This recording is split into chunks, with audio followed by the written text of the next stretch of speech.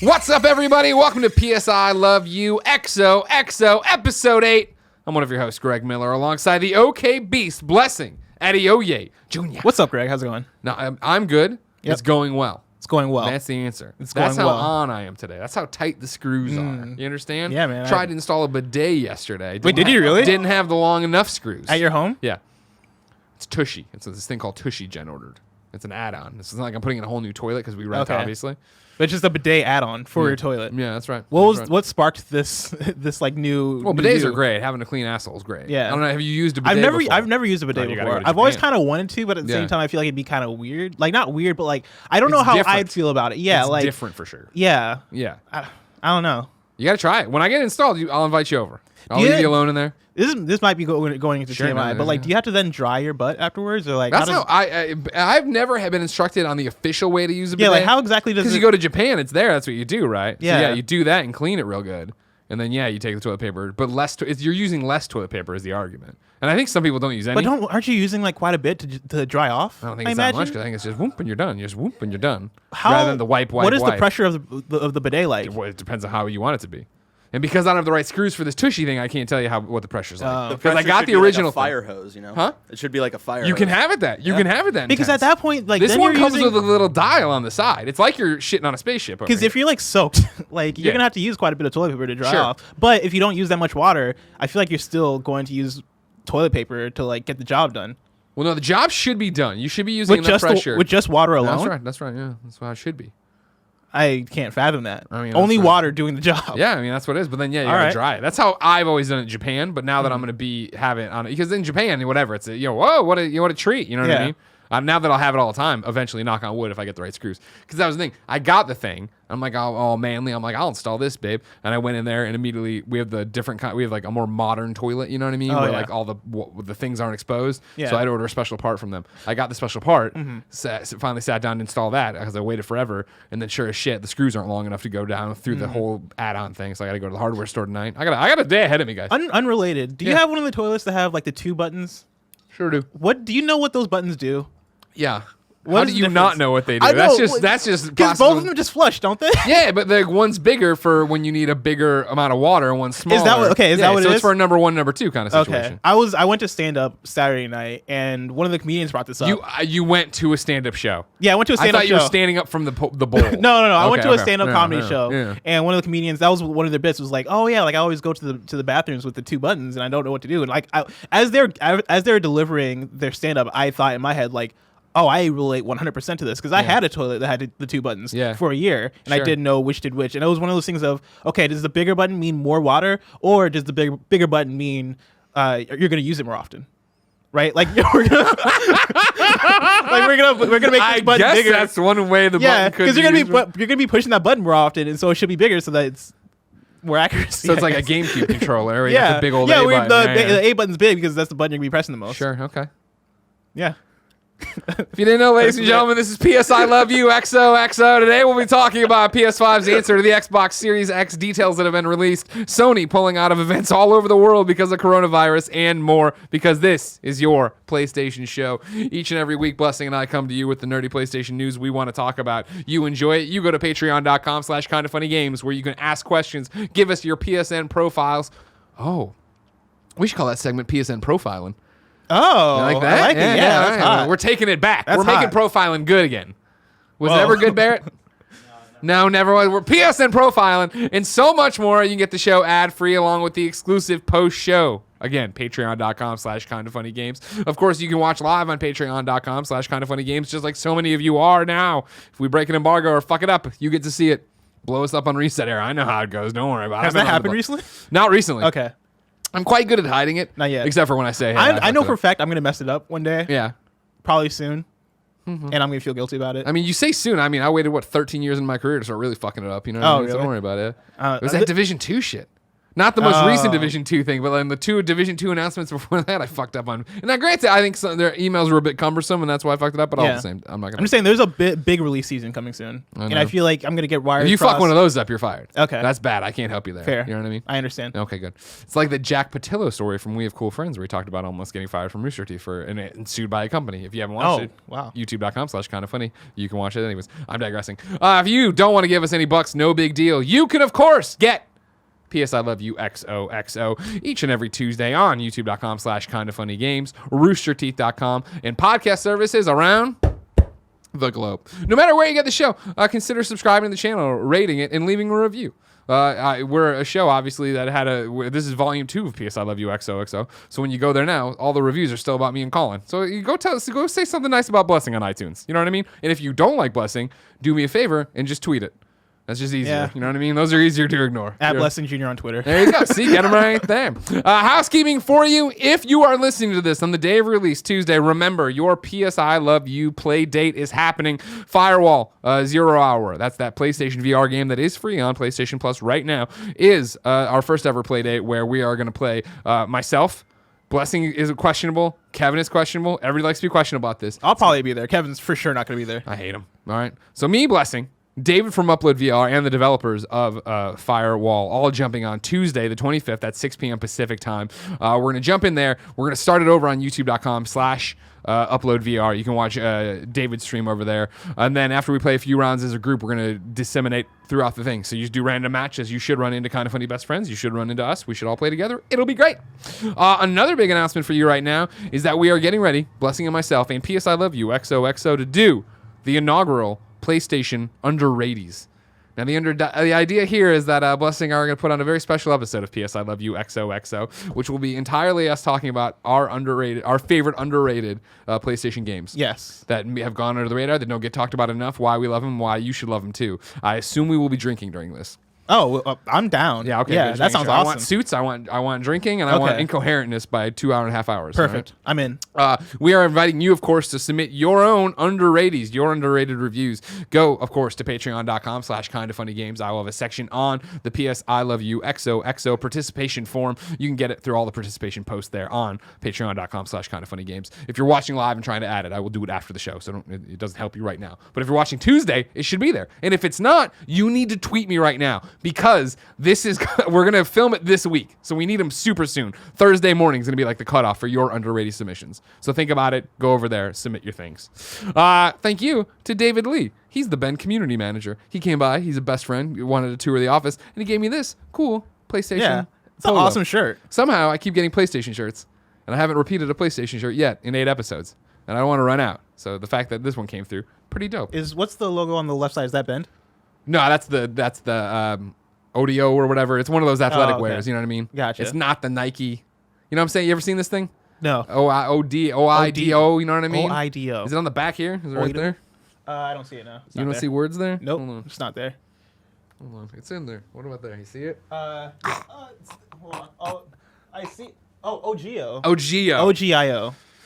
There you go. That's the brand. Yeah. I gotta choke myself. I was very confused. For a second, I was like, "That's not Ben at all." But I was like, no, did they rebrand recently? Not even recently. In the like with Days Gone, we need a new logo. Make it a no. Yeah. Thank you to our Patreon producers who supported us on patreon.com/kindafunnygames the month of January. Here it goes. James Davis, David Mintel, the Mind Freak, Mohammed, the Nanobiologist, Frankfurter, Thalia Floyd, Jesus Barrio, James Hastings, Quaid, Start the Reactor Burnett, Amon Martin, William A. Nance, Billy Laporta, Michael Bradley, Robin Weiland, Tom Bach, Jordan Luck, Casey Kern, Luke Pattison, Pattison. I screwed up, not you guys. Julian Grutadario, Max A. Blair, Cody Banks, Trent Berry, Jacob Pilicki III, Thomas J. Meehan, Sancho West, Travis Ray, Joseph O. Youssef, Sean I, Evan May, Steven Insler, Elliot Koosh, the Koosh Ball Maniac, David Norridge, Ben Wolf, Adam Bankhurst, Evan Ballard, and Keith A. Lewis. Today we're brought to you by our sponsors Mint Mobile, Mint Mobile, Ride Home Podcast, and Bespoke Post. But we'll tell you about that later. For now, let's start with the X's and O's. Now, do we say how many stories are on the agenda, or Blessing, do we do any of you're that? in charge of the segment now. Remember, you're reading it. All right, I'm just gonna keep it a surprise for people. And people were talking about it last week. You know what I mean? Like, cool. Like, what's the vision for it or whatever, right? And the idea, of course, the X is here's the biggest stories in PlayStation, but mainly with a question about them that we're going to answer because you've already heard the news on Games Daily. I know you watch it every day, and so we don't want to just repeat ourselves. Of course, you know what I mean. Number one, how does PlayStation answer Xbox Series X? So Phil Spencer published a post detailing the Xbox Series X power programs and plans. What stood out to many a PlayStation gamer was, quote, the next generation of game compatibility, right? And so he had the whole layout on Xbox Wire talking about power, talking about all this different stuff. The key thing that stood out to me and stood out to a lot of people was smart delivery. Right? This technology empowers you to buy a game once and know that whether you are playing it on Xbox One or Xbox Series X, you're getting the right version of that game on whatever Xbox you're playing on. We're making the commitment, this is in Phil Spencer's words, Sure. We're making the commitment to use smart delivery on all our exclusive Xbox Game Studio titles, including Halo Infinite, ensuring you only have to purchase a title once in order to play the best available version for whichever Xbox console they choose to play on. This technology is available for all developers and publishers, and they choose to use it for, they can choose to use it for titles that will be released on Xbox One first and come to Xbox Series X later. Mm-hmm. This is then followed up by Cyberpunk on Twitter. The 1-2 punch, as the kids say. Yes. They tweet, gamers should never be forced to purchase the same game twice or pay for upgrades. Owners of hashtag Cyberpunk 2077 for Xbox One will receive the Xbox Series X upgrade for free when available. Greg. Yes. What does this all do for you? And do to you? I thought, well, I mean, what it does to me is make me go, Xbox is continuing to make the right moves leading into this. We've talked about it on all the other shows, right? But I think the fact that PlayStation so easily beat Xbox this generation in terms of PlayStation 4 versus Xbox One, right? Meant that Xbox, when Phil came into power, had to sit there and go, how are we going to fix this, right? You see it with them getting these 15 first-party studios now for Xbox Game Studio, right? You see it with Xbox Game Pass. You see it with xCloud. You see it with all these gamers' first choices Xbox has legitimately made. And this announcement here is the announcement that will continue. You know what I mean? We, like you said, we're honing in on smart delivery here because I think there's such a apples to apples with the PlayStation. But before this, there was the confirmation in this post that Xbox Game Pass is coming to Series X. It will include Halo Infinite. We're not backing off of that. You see them continue to double down on all of that. And smart delivery is yet another example of, hey, we're saying the right things. So if/when we reveal the Xbox and the first party lineup is amazing and does sell you on it, or you buy, I mean, even here, the messaging is very simple, right? PlayStation is making a big deal of PlayStation 5 is the fifth PlayStation. It's the next generation. It's the next step. It's what we know as traditional console lifestyle. Xbox has been doing the opposite and saying this is a platform. Xbox Series X is one way to get in, but Xbox One X, Xbox One S, Xbox, the original one with the giant fucking Kinect. Yeah. All of these are still part of the family, and you can still play anything. And so their message is clear, right? Of if you buy Halo Infinite and you want to get it on the all-digital Xbox and be as cheap as possible, go for it. And the hope is when you come in and you see, wow, Halo Infinite's really fun to play, and xCloud is great, and Game Pass that I got to trial with is great. I do want to actually spend the premium markup to get the Series X and have this amazing box doing 8K and all this other stuff. That's awesome, right? Yeah. What this does is make me continue to believe that they're getting ready for war, that they are lining up all their troops, and then it does ask the big question of what will PlayStation do about this? Yeah. Cyberpunk coming out, right, and being gamers should never be forced to purchase the same game twice or pay for upgrades. Owners of Cyberpunk 2077 on Xbox will receive the Xbox Series X upgrade for free when available. Does leave this huge hanging question, right, of what does that mean? Will Ramos writes in, maybe Ramos writes in to patreon.com/kindafunnygames, just like you can to be part of PS I Love You XOXO, and says, what does this mean for PlayStation gamers? We know that PS4 games are backwards compatible with PS5, but I doubt that PS4 will be forwards compatible with PlayStation 5 games. Meaning if you want to play new games on PlayStation, you need to upgrade to the PlayStation 5. So, how does a next-gen version of Cyberpunk fit into this? Will CD Projekt Red upgrade the PS4 version of the game so that PS gamers don't have to play a second version, or I'm sorry, have to pay for a second version? Or because of the lack of, quote, forward compatibility on PlayStation, will CDPR have to release a separate PS5 version of the game? If CDPR does indeed have to release a separate SKU for retail for PlayStation 5, then this could be a huge advantage Xbox has over PlayStation.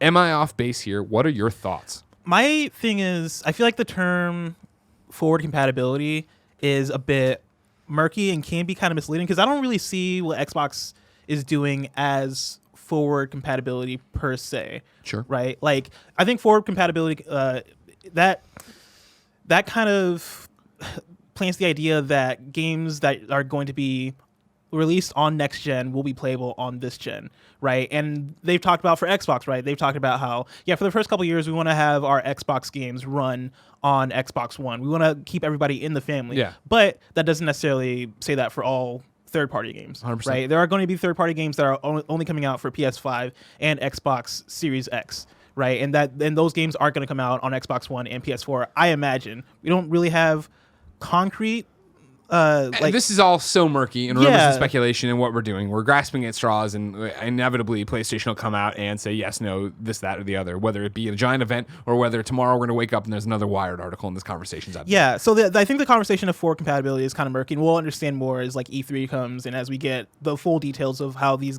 of how these consoles are going to work and like what the boxes look like and all that stuff, right? The idea of will CD Projekt Red have to release a separate PS5 version of the game? I feel like for Xbox Series, what I've kind of gotten from all this information is that there will be multiple versions of the game, right? There's going to be an Xbox One version of Cyberpunk and an Xbox Series version of Cyberpunk. And if you have the Xbox One version, you're just going to automatically get the Xbox Series version. Is that the way you're reading it, or is that a me thing? Okay. I mean, the whole thing gets so murky because, we don't know. Everybody's being close. Even CD Projekt's tweet, right? Owners of Cyberpunk 2077 for Xbox One will receive the Xbox Series X upgrade for free when available. Yeah, and in the Xbox blog post, they're talking a lot about the upgraded versions of games for the smart delivery. And so this is what we go back to and have had this conversation today, both over coffee and on shows, right? Is this idea that, to me, this isn't so much comparing a PlayStation 4 and a PlayStation 5 version of a game as much as talking about how Xbox One X was so clear about, hey, some of the games you love are getting 4K updates. Yes. And they're going to be these big things that you can download and have it and make it look amazing and have it run awesome. Yeah. And so Cyberpunk in particular, when they're talking about will receive the Xbox Series X upgrade for free when available, I don't know I guess it really depends on how successful Cyberpunk is, and I mean it's going to be huge, obviously. But if it's going to justify in Walmart having yet another box where there's going to be the Xbox One Xbox, and then there's going to be Xbox Series Xbox. And maybe this is publisher to publisher and game to game, but I imagine for Cyberpunk at that point, you just make it one disc. Exactly. And that's where it gets so complicated and weird about all of this. Both backwards compatibility on PlayStation, which we know of, and backwards compatibility on Xbox, and now this stuff. What do the boxes look like? What does a shelf look like right now when it is going to be, all right, well, there's experiences you can play on both. There's some that don't. There's and then Xbox being like, we are a platform, but as you're saying, not everybody's going to be a platform, right? Ubisoft is making next-gen games. Yeah. We'll get to their wrinkle here in a little bit, but the whole thing's a ball of wax. It is, and the way I've the idea I've had in my head for when PlayStation said that in the Wire article or whatever, where they said that PS5 games or PS4 games will be backwards compatible on PS5. You'll be able to play both libraries, right? The way I kind of understood that was that it'll all be one version, right? You're gonna have the PS5, and then you'll download your already owned PS4 games, and everything will just work as one. And this is the way Xbox is doing it. It seems like those things are more disconnected, but in a way that actually makes things better because you're going to get upgraded versions of games in a way that for PS5, I don't have a lot of confidence that games are going to get, up-resed or upgraded in any sort of way if you own that game, I guess, on the PS4 version of a game. And this is where I think the conversation in the real, let's get in the dirt and getting really nerdy about all this, which is what we do every fucking show, comes into play where does it fucking matter? I don't know. You and I, when we were talking about this earlier on Games Daily, we moved on because we went on for 60 minutes. But there was a point where I had said, well, it's like when Xbox One X, started putting out all these upgrades and things, right? And they weren't necessarily moving units and you weren't seeing a bunch of articles. And then you said, you weren't even contradicting me. I think we were just on different wavelengths. We're like, well, it was a big deal on IGN and they put it up every time of like this game. And I missed that. And part of that, of course, is me as a gamer and who I am of like, I'm always moving to the next thing. I'm rarely looking back. I'm rarely going back and playing older things. But it is that other conversation of how much is any of this worth? I don't know. Like, you know, when we go back to what they're talking about doing here with smart delivery and these different versions, and this technology is available to all developers and publishers. They can choose to use it if they don't, right? I don't think this next generation on PlayStation 5 and then Xbox One or Xbox Series X isn't even really in the conversation. I don't think this generation of PlayStation 5 is going to be so reliant on the remaster. Of like, hey, here is Shadow of the Colossus up-resed. Hey, here is, you know, one of the dozens of other games that have been up-resed. And, you know, we put in new textures and we did this whole thing. That happened, I really feel like, last time around because, holy shit, PlayStation 4 is off to the races. There's an ability to make money here. Yeah. Not only do people skip the PlayStation 3 generation, we can't port that stuff easily. People are jumping on for the first time after maybe even never having owned a PlayStation before. So we need to get the classics out to them, which, you know, is, hey, this is not the same thing, but like why Crash was so successful, right? Why we're making a medieval from the from the ground up, and then Shadow and like a different reason for making all these things happen. Yeah. Whereas Xbox continues to make very, very, very pro gamer choices, which I appreciate and I think they're doing great, and I like that they push it forward. But if Xbox doesn't have a first-party lineup, if Xbox doesn't have a reason out of the gate that you're like, I need an Xbox right now, is that enough?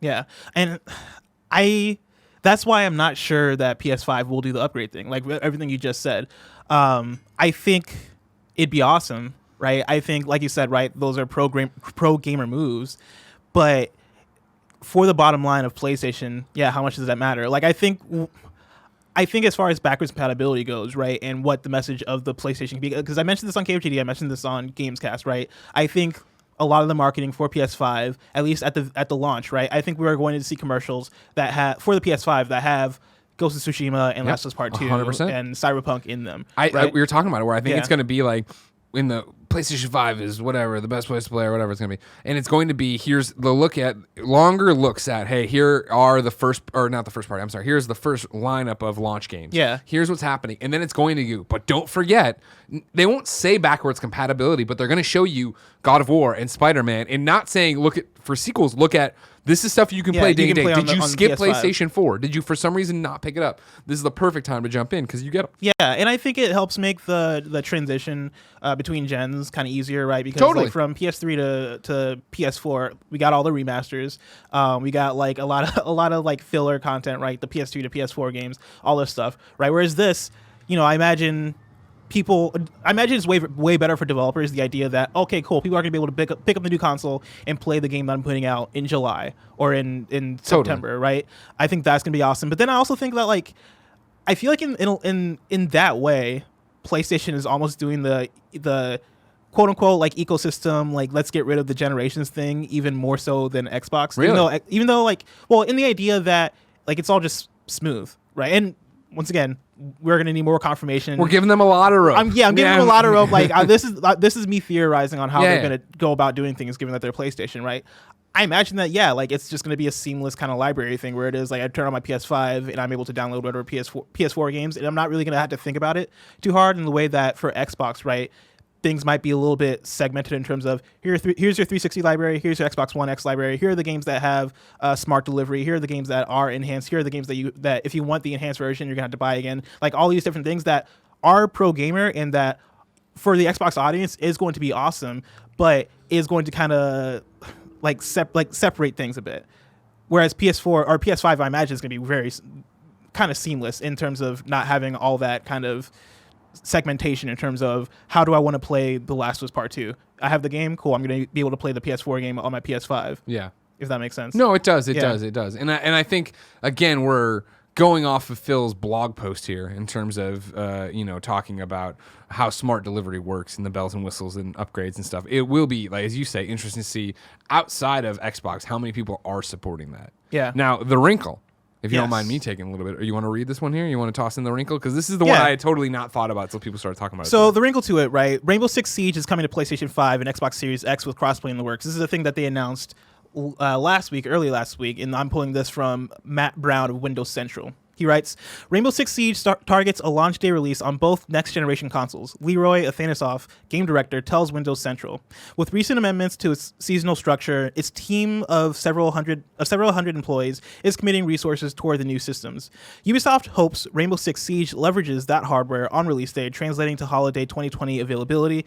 Ubisoft delivered its first console upgrades for Rainbow Six Siege with PS4 Pro and Xbox One X. However, those updates materialized months after their respective launches. The studio takes a more proactive approach into the next generation, explains Athanasoff, quote, "We don't want to break our community, so we want people to buy the new system right away to play it with their friends," end quote. To avoid community fragmentation throughout this transition, Rainbow Six Siege will also feature cross-generation multiplayer. For example, quote, "That means if you play on the next PlayStation, you will be able to matchmake with the previous PlayStation," end quote. Ubisoft also remains in discussions to bring crossplay to Xbox One and PlayStation 4, although it comes with numerous policy hurdles to circumvent. Quote, "Again, this is more a discussion between Microsoft and Sony. We would love to be fully cross-play, have Xbox players matchmaking against the PlayStation players. We are ready to support that. And hopefully this will happen because, as I said, it's a general move in the industry and there is nothing that can prevent that. It's just a matter of time before it happens," end quote. Right? And so Rainbow Six Siege, I guess, confirmed for next gen. Yeah, launch right? days. Launch day, right? And for a game like Rainbow Six Siege, having something like smart delivery is going to be key. And this is the thing that I was talking about with you earlier, right? I kind of slept on this when I was making my arguments and forming my points on this, because I was very much thinking of like, whatever, Ghost of Tsushima, it'll be out by PlayStation 5 and use backwards compatibility. Are people going to be, were they going to remaster that, right? Were they going to put out Last of Us Part 2 remastered? When in reality, I think the reason they did that for PlayStation 4 with Last of Us remastered was the idea that, well, we can't, You can even own it, but it doesn't matter because cell processing, we're not going to be able to bring it over here. Not to mention, we want PlayStation 4, we already see selling well. We want to get it to an audience. We want to make money off of it. Whereas with PlayStation 5 being backwards compatibility, who fucking cares? It's going to be going. It's going to be there, right? This gets interesting. And when we get back to smart delivery, like I totally like a moron didn't think about Rainbow Six and Division and Destiny, Overwatch 2 and Borderlands. Overwatch 2 is announced for PS4 and Xbox One. I can't remember if it's announced for Xbox Series and PlayStation 5, but you assume that game's totally. And so as you go down this games as a service pipeline, right, and you start going, oh shit, right, then it does get really interesting. Of suddenly those are the kind of games that would take advantage of smart delivery. Yeah. Those games are, and then again we get into this really fascinating how is this going to work? What are you going to do? And I don't know. Obviously smart delivery with what Xbox is saying up here makes sense for them, right? All of our exclusive Xbox game titles, including Halo Infinite, ensuring you have to purchase once. This technology developed to all of our developers and publishers. Yeah. CD Projekt Red, of course, put a thank you note very famously into Witcher 3. Thank you, and we're going to give you the DLC up until the big stuff, right? You get to this point and you wonder, both with Xbox making a big deal about this and CD Projekt Red making a big deal about this today, what does that do to somebody like Ubisoft, right? Their Rainbow Six Siege is going to be a launch game for PlayStation 5 and Xbox Series X. You assume that also includes a disc in stores. You assume that's also new box art. That's also, so you're printing, publishing this, all these other things, and it's like, where are we going to, what is going to happen when they say, well, no, we're not giving you the free update for this. This isn't, and will people understand if they say, well, we're not giving you a free update because it's really not an update. Update makes it sound like we went in there and swapped textures, whereas this is all this other work that had to happen. It's cross-platform, it's cross-play, it's cross-generation. We are working on different things that take up money. Or am I giving them too much? Am I being too much of a corporate apologist? And it really doesn't cost that much. And are they going to double dip on it? Because guess what? You will do better that way. If your game is on the shelf in a PlayStation 5 box or an Xbox Series Xbox, it is going to sell better than if it was buy the old game. I mean, I can see it being both, right? I can see the box being on the shelves, right, and them going for those extra sales numbers by now we're going to advertise Rainbow Six Siege as a PS5 and Xbox Series X game, while also going through with smart delivery and allowing more people to jump into that game, or people who already have that game to jump into that game, right? Because for games like that, the more people in your ecosystem, the better for microtransactions, for player base, for all that stuff. I don't think it would work to their favor to then say, hey, if you want to play Rainbow Six Siege on next gen, right, you're going to have to buy it again. And so I can see that happening. But for games like Watch Dogs Legion or Gods and Monsters, for games that are like single player games, like how much does Ubisoft really want to allow you to play that game? And so on there's both systems. so much stuff happening, right? Is back to they want you to play, and like if let's just stick with Siege, right? That they put out the PS5 version, right? But you still, or whatever, they put out PS5, Xbox Series X, but you can still upgrade your other version through smart delivery, right? I made up that name. That's not what it's called. Smart delivery? Yeah. That's it is good. Okay. Yeah, smart delivery. The delivery did not sound right. It's one that every time I say it, I'm like, did I get that right? It's only been around 12 hours, so we're all right. Yeah. That's great and all, but then are they even like, right? Like smart delivery for a third-party publisher / developer, right, takes you out at the knees, right? Because even if you put out the PlayStation 5 version, are you able to charge $60 for that? If like right now I just Googled, right, I can buy on PlayStation 4 for $30, I can get Rainbow Six Siege right now. Like why?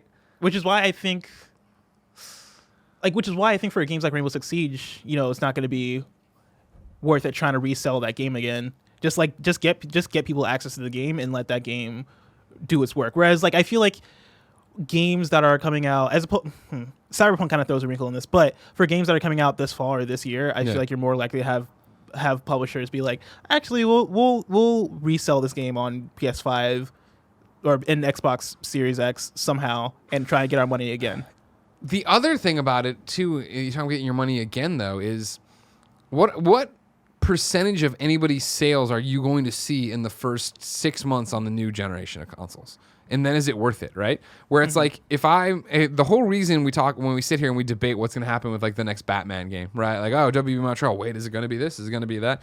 Like, is it going to be PlayStation 4, PlayStation 5? The argument, of course, is why is a third-party publisher with no skin in the game outside of trying to sell my game to as many people as possible, why would I go put it on the brand new system that has 0 sales right now versus PlayStation 4 and it's 106 million? Yeah. I mean, I can see attach rate being a thing, right? So if there's the attach rate and you're done and you're going to jump in and you're going to sell, we're going to have what is Fallen Order coming up on? They were saying 12, right? Wasn't that it or something to that effect? Yeah. It doesn't even matter. It's doing well. We're making the Greg and Bless game and it's going to sell 10 million units right on PlayStation 4. And then are we really worried about, we've already sold 10 million units on PlayStation 4. Are we worried about like the extra paying it forward to those customers who've already played it but maybe still want to come back? Or there's now in year one, or not even year one, right? Like I don't even know. There's maybe a few 100,000, you know what I mean? Like that go out immediately. Yeah, like copies of the game. Yeah, well, I mean, PS5s that go out. And then we're going to make a version of that game and worry about those people trying to get in there and do it. I feel like it could still be a good marketing beat, right? It could be like a goodwill kind of thing. It's a goodwill thing to a very small group. Now, granted, again, CD Projekt Red, they did that goodwill thing. And like, I bet so many people bought The Witcher, opened it up, threw away the paper, and like... I think that's the key though, right? CD Projekt Red doing it. So many people were retweeting that and being like, "Oh, this is awesome! Oh, look, like CD Projekt Red, like they're the good guys again." Yeah. Right. Through just them being like, "Oh yeah, you're gonna be able to play our game on next gen if you buy it on current gen." Yeah. And so I could see more companies kind of going the route because it is, say like there are like 1 million PS5s sold within like the first, I don't know, however many months, right? Like how much money are you losing by then doing smart delivery, and how much goodwill and like marketing power and setup for maybe the next iteration of your game? How much are you setting that up to succeed? I'm curious on what that conversation looks like. I wish we had more information. Yeah, you know what I mean. I'm very excited for for Sony to get out there and really talk about what backwards compatibility looks like on their on their platform, because I think that's the big thing that's missing here. Is everybody's talking about how great smart delivery is, and it is great, but I feel like Sony right now, I'm predicting Sony's thing is going to be fairly simple and fairly kind of straightforward as far as you're going to be able to play your digital PS4 games on your PS5, but we don't know that for sure. And so I'm just curious on on how they market it, if they make a big deal out of it, and if it's a thing that like they mention and they kind of like just gloss over, then it's like, ugh. I don't like that. But I'm also like, I very much enjoy backwards compatibility. I love backwards compatibility as a feature, and that's why I hold on to my Xbox One, is because I can play Sonic Generations. Of course, you got to hold on to it just for that reason. Exactly, just for Sonic Generations. Do you think that Sony people saw this today and were like, oh, fuck. Like, do you think they got caught with their pants down on this one, or do you think they have an answer to this? Yeah. I don't know. My gut says that I don't like. My gut says my gut doesn't say that they saw this and went, "Oh fuck." My gut says that like they saw this, they don't have an answer, but they're not too worried about it because one, they're PlayStation, right, and they have the brand recognition and they're the market lead, right. PlayStation 5 is gonna sell a lot, right. It's gonna PlayStation is coming out strong against Xbox already as far as like where we're at in the market, and so I don't think they're necessarily worried at all. I'm sure like somebody was like, oh well, whatever, we still got our first party games, and that's the other thing too is like if they aren't worried about it, should they be? Like, because it's one of those things. The hubris of this. How much does it matter really? I think was one of the questions you're bringing. I think it matters. Yeah, what we're talking about is super important to a very small group of gamers that listen to this podcast and other podcasts. And are very vocal on Twitter. Yeah, we don't make up all 106 million units of the PlayStation 4 that got sold. That's the thing. Yeah, and the PS4.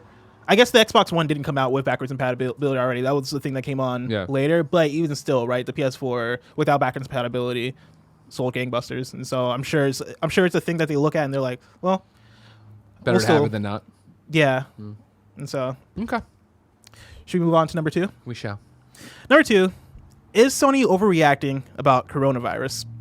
So this was like a week-long event last week. It keeps happening. People are pulling out today. So it started at the beginning of the week. They pulled out of PAX East. They wrote on the PlayStation blog, today, Sony Interactive Entertainment made the decision to cancel its participation at PAX East in Boston this year due to increasing concerns related to coronavirus. We felt this was the safest option as the situation is changing daily. We are disappointed to cancel our participation in this event, but the health and safety of our global workforce is our highest concern, end quote. Right? A few days later, they then pulled out of GDC. And in a statement to gamesindustry.biz, which is basically the same statement, but with a few tweaks, they say, quote, crossed out PAX and wrote GDC. Yeah, pretty much. Quote, we have made the difficult decision to cancel our participation in Game Developers Conference due to increasing concerns relating to coronavirus. We felt this is the best option as the situation related to the virus and global travel restrictions are changing daily. We are disappointed to cancel our participation, but the health and safety of our global workforce is our highest concern. We look forward to participating in GDC in the future, right? And so, like, I think one of the key differences between those two statements, even though they sound very identical, is in the GDC one they actually add travel restrictions as a thing, right? Which kind of lends credence to what I was talking about last week with, I think, Tim, where I was saying that I could see it being less of a concern that people are going to catch coronavirus and being more of a concern that like airports get shut down or something like that happens to where now our employees are stranded. Sure. But to continue, right? Boston's mayor has asked Sony to reconsider. And this comes from Joseph Knoop over at IGN. According to WCVB via Eurogamer, Boston Mayor Marty Walsh has sent a letter to PlayStation CEO Kenichiro Yoshida. Quote, these fears reinforce harmful stereotypes that generations of Asians have worked hard to dismantle, reads Walsh's letter. They trigger our worst impulses to view entire groups of people with suspicion, to close ourselves off, and to miss out on the opportunities and connections our global city provides. Boston is united in our efforts to dispel these harmful and misguided fears. As a large international company, you have an opportunity to set a good example. As a leader in technology, you can show that you are motivated by facts, not fear. As a leader in gaming and culture, you can show that you believe in connection, not isolation, end quote. Right. And to paint a clearer picture, this is a stat that I pulled from gamesindustry.biz late last week, and so it's probably updated now. These numbers are probably higher, but the virus has infected over 75,700 people so far, killing 2,130. The majority of cases have been in China, with just over 1,000 cases reported in other countries, including 15 cases in the U.S. And I saw somewhere that there's been one case of coronavirus in Boston. Yeah, that was, I remember with this Marty Walsh stuff when this was happening, they were reporting on it. Even when PlayStation canceled their membership, or their attendance, that's what they're talking about. Greg, what do you think about all this? It's such a sticky situation because the question is, are they overreacting? I think if it was strictly, hey, we're worried people might get sick, yes. However, you bring up the really salient point, I think, right? Of it's not even so much about, hey, we're worried about you getting sick, as, hey, we're worried about you getting trapped in Boston, happening. You know what I mean? Like, I know it's Even I don't like it when people bring up, well, there's only been a case in Boston or whatever, right? It's like, it's not even so much about Boston. It's about the people you are bringing, especially from overseas, that are connecting through different airports and different things. So it is like, there is the chance for a crossover where it is the thing. And then it is the whole, all right, well, you were in an airport at the window when it was a person who was infected was walking around. Yeah. And so then it's like, cool, you can't come back to the office. You have to go sit it out. This is the incubation period, all these different things. Or like the idea that like, there's an outbreak at an airport, okay, that airport gets shut down, right? Yeah. Like Boston's airport is donezo for the week, Yeah. right? Like, okay, cool, you're stranded in a city, and that's on us. That's on PlayStation. Yeah, totally. My gut kind of tells me too that I could see it being a thing of work culture at PlayStation, or like people, like employees at PlayStation being like, we don't really want to go to PAX because of all this stuff happening, right? Or we don't really want to go to GDC because of all this hubbub, right? Like, I'd rather stay at home with my family and not get involved with that. And I could see a situation where enough people at PlayStation or enough people because Facebook also pulled out from GDC with Oculus. Kojima Productions pulled out today of GDC. Yeah. And I could see it being like a work thing of like enough people speak up and are like, hey, like, we saw that you guys just announced us at PAX East. We are kind of uncomfortable going right now. We're not stoked about that. Yeah. We're not stoked to climb on a plane. And I can see right being a thing of PlayStation being like, okay, cool. Like, we hear you. Let's actually just like pull out a PAX East and pull out a GDC and take a break this month from travel until all this settles down. Yeah. And I can see it being a thing of them putting out their statement like this and kind of taking it on the chest as PlayStation, as opposed to being like, hey, our employees aren't enough people aren't worried about it. And that's just a lot of me theorizing. Of course. But I think that's an easy thing to kind of come down on. For that makes this all make sense to me. Yeah, I mean, for me, it's right. I think they say, even though it's a short statement, right? It is this idea of just like, we don't know. It's changing daily. Like right now, we have to make these calls. They put this up last week, so a week and a half before PAX East, a little bit more than a week. GDC still 4 weeks, 5 weeks away. Like, yeah. It sucks to make these calls now, but it's also, let's not get close. I mean, sure, and think about it too for PAX East. Like, I heard the rumors of this, and I was like, no way. You know what I mean? Like, are you kidding me? Like, that's not gonna happen. They just promoted The Last of Us Part 2, and it's gonna be playable. And they made a big deal, and everybody's tweeting about it. It was like this idea that seemed ridiculous on the statement of doing it, especially with coronavirus being okay. Yeah, it's fucking up China real bad. Yeah, but it hasn't gone global into that, like, where everybody's in panic mode. You hear there's always these debates and arguments when it comes up on Games Daily in the thing of what's the flu has killed more people than coronavirus has this year. Of course, and as I was joking around about, like, people are going to get sick at PAX East. Like, and has nothing to do with coronavirus. It has to do with like people just not being properly hygienic here. I get sick at 70% of events I go to. Don't eat fucking food, man. You leave the hotel, your hands are I wash my hands like, I use a lot of hand sanitizer. I told you that's fake. That's false confidence. Don't use it. Don't believe in it. You know what I mean? You got soap, you got to get water, you got to get some hot water. Yeah, but like those bathrooms have lines, and the bathrooms themselves are dirty. Like, I don't want to go into a public bathroom at a convention. That's why you got to get the soap, all right? Just use the soap. So it's like, are they overreacting? It's both yes and no. Yeah. Where I feel like, I think they might be overreacting about the virus itself, if that's what the problem is. Mm-hmm. I don't think they're overreacting about the headache of being a multinational global organization that has to worry about all these different things, and you're coordinating people there, and you're coordinating this, and you coordinate that. It's like, we're bringing this, and then it's like, is any of this worth it?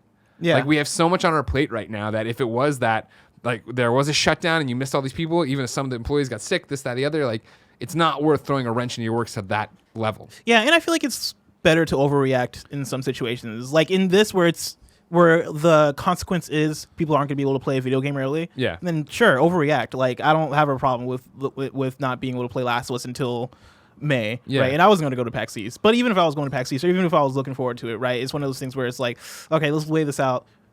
People can wait. Yeah, and so I don't think it's that big of a deal. Do you think?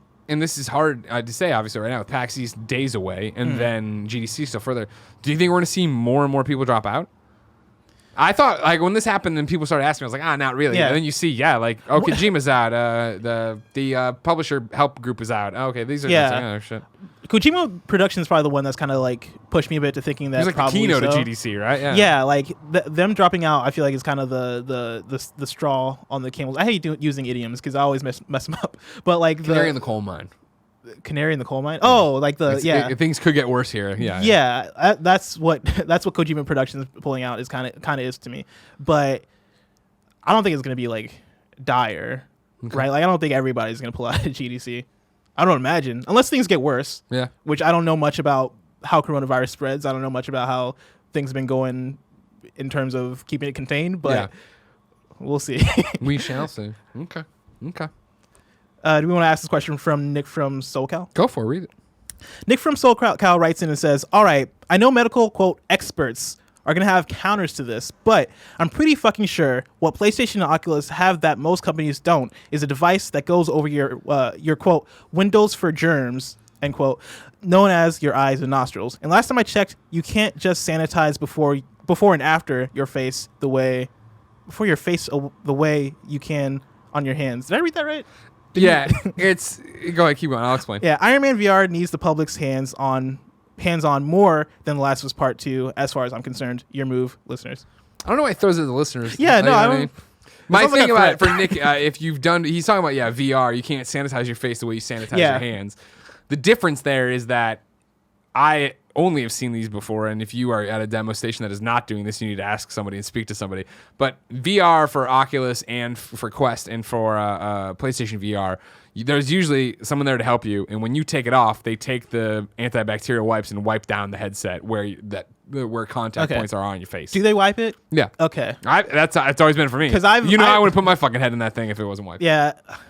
I'm a bitch. And so like when I at PAX West, I went to do a demo, a VR demo, and I wasn't even sure if it was wiped off or not, but I was like, I don't want to bother the guy and make him like so you just did do work. And so I just put it on. Hell no, I would never do that. Yeah, and I took it off and I was like, that definitely felt sweaty. Yeah. Well, it might be the wetness from the antibacterial wipe. That could be it too. Did you get eye sick afterwards?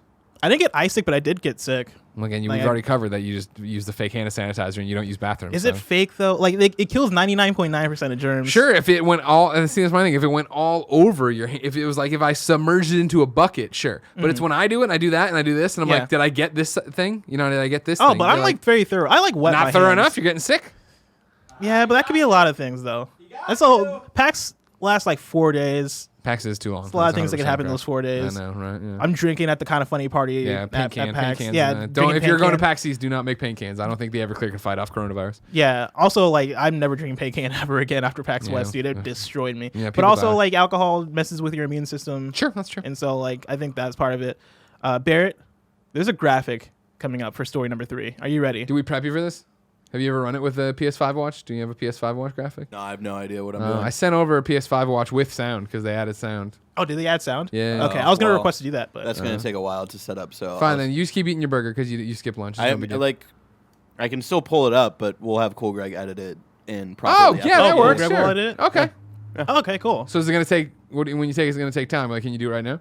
I can put up the one that we already have loaded in, but the one you sent with sound I don't have right now. Well, it's on control, and it's 3 spots back. Came through on Wednesday. Let me know whenever you're ready. Says, what I'm gonna say for PSI, I love you. What I'm gonna do to intro it, I'm gonna look at the camera or at Barrett. I'm gonna look at this direction. Look at the camera. And I'm gonna be like, it's time for PS5 watch, and then you run it. Okay. Yeah. Does that sound good to you, Barrett? Does that make sense to you? That sounds impossible. Barrett, that makes sense to me. Barrett, are you sad today? You sound sad today. Do you want a hug? No. No. Well, okay. Barrett had to step in, right? Kevin had to go do things for the new studio, so he wasn't prepared for the PS5 watch. Now we're on. I mean, I was prepared, but then you guys started adding even more shit on top. First off, you weren't. It's not on you. It's not on you in the preparation. I'm saying it's on Kevin. I don't want to eat on the mic. Can we just blame Kevin? Ooh, donuts. When we do ads, I might grab one. You run off and do one. Yeah. Okay. Because I also got to use the bathroom. Sure. But I can wait until ads. Okay, well, that's fine with me. Yeah, man. Oh, man. Remember, I don't even do the ads live, though. Remember, it's a show I do after. Yeah, but it's like an edit point. It's sure. less work for Cool Greg. I mean, whatever. Cool. It's whatever. Don't worry about it. Barry, you ready? No. Okay, well, in that case, I'm just going to have Cool Greg edited in afterwards. Can you mark this down as a time code for Cool Greg? Yes, I already had that prepared. All right, perfect. It's time for PS5 watch.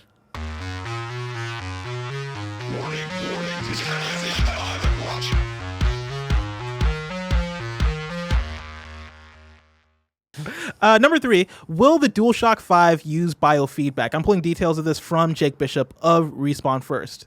DualShock 5, Sony Interactive Entertainment's next-generation controller for PS5, will seemingly be using biofeedback to modify user experience according to a new Sony patent. The sensor on one or both sides of the DualShock 5 grips are going to track electrodermal activity, which is sweat secretion, and heart rate. Quote, biofeedback information is used to select between one or more options presented in a piece of content without the user having to provide further input, end quote. The patent indicates that the feature is designed to work with virtual reality, which means Sony plans to take VR experiences to a whole new level. The biofeedback will help the system understand a user's emotional responses during gameplay. When users are experiencing emotional responses, their sweat glands may be stimulated, and thus a change in electrodermal activity can be measured. Greg, we talked about this earlier today on KFGD, and I think we both came down on this is not. Yeah, this is probably not going to make it. Will the DualShock 5 use biofeedback? No.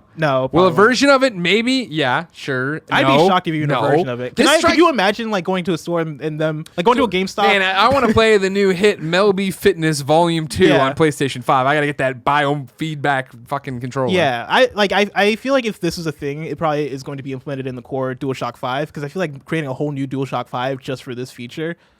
Or unless it is like unless it has like more features and it is like just a workout DualShock. It's just I feel, but I don't see them making a DualShock 5 just for this feature. And I might just be talking out of turn. I might be talking with my heart and not my head, but I don't think I am. It's like this smacks of such gimmicky bullshit. Yeah. That I thought PlayStation 4 did such a great job of getting away from. Like, 'cause I always talk about Vita, right? With this, why do we have so many goddamn touchscreens? Do you feel like the PS4 controller got away from the gimmicky bullshit though? I mean, because that touchpad is huge. And guess what? It's back.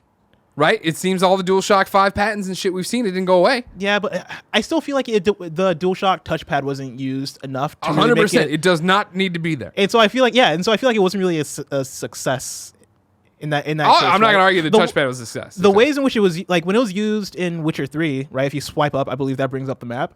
I thought that Days Gone did a pretty good job too of like quick cuts to get to different parts of your menu system. I think that stuff is awesome, but for the most part, it wasn't really used aside from like first party games. Yeah. I'm just going from the Vita. Okay. All right. I'm coming from the Vita and all that's bullshit that it had on there for no reason. That it should have just been a game machine and everybody would have been happy, right? Like, I feel that you look at this biometric feedback shit and it's more, let's get a patent on this thing in case one day we want to use it for one kind of thing. And like, what are video games? What could they be? You know, you talk about it in this article. It brings up VR. The patent brings up VR. Like, it's pushing towards something that they want to investigate, but I don't think is going to be consumer manufactured anytime soon. Yeah. Because I don't want this. I don't want this in my controller, so I don't want to pay for this in my controller. That's the biggest thing, especially as we talk about how expensive PlayStation 5 is going to be. This strikes me in the same vein as like when they had that I always talk about it. They patented that DualShock that could break into two and it had the move balls on top of it. Like, that was a cool idea. Didn't need it. Didn't want it. Never wanted it. Didn't get it. Yeah. And this strikes me as something that if it was implemented, would probably be used. I mean, I said this on KFG, I'll say it again, right? It'll probably be used in 2 or 3 games. Totally. And that's about it. And it'll, like, one of those games will probably be like a workout experience, which I could see this working pretty. Like, I could see it being a cool functionality for that type of thing. It's the same thing I followed right into, and we talk about gimmicky shit on the PlayStation, or the DualShock 4, right? It's the light bar, where the light bar is for VR, so okay, I get it. But, like. At first, everybody hated that light bar. Do they love it now, Bless? It's still the reason your controller can't fucking last but at all. I think, I mean, yes. And I wish you could turn it off. Yeah. That is the thing I don't understand. But I do think that it's. You can dim it. I think it's a success in a feature though. No way. With VR. I mean, I don't think so. It's the reason VR can work on PSVR though. Like, it's one of the reasons, right? Yeah, it's one of the reasons. Here's my thing: is like right now, like don't get me wrong, there are plenty of good uses for it. I think the majority of people using that thing would gladly sacrifice the bar and never have it to get better battery. Do those people have PSVR though? Probably not. Yeah. But here's the thing: is I'm using fucking Dreams, right? The Imp tracks incredibly well. He's not using the light bar. He's using the gyroscopes and everything inside of it. The Imp is not attached at all to the light bar, so it's like I don't know how much I would have needed it in some of my VR games. Okay, that's a good point. It honestly might have been better without it. You know what I mean? Of like not having the VR. Like how many times would I be playing a game with VR like that, and I get relaxed and I put it down and like, oh, the light bar's covered my leg, my coffee table, whatever. Like it is that idea of like I think there's better ways around using it. Now, granted, I'm not saying knock it out or do anything. I'm with you of like, well, make it optional, do these things. Yeah. But yeah, touchpad, why?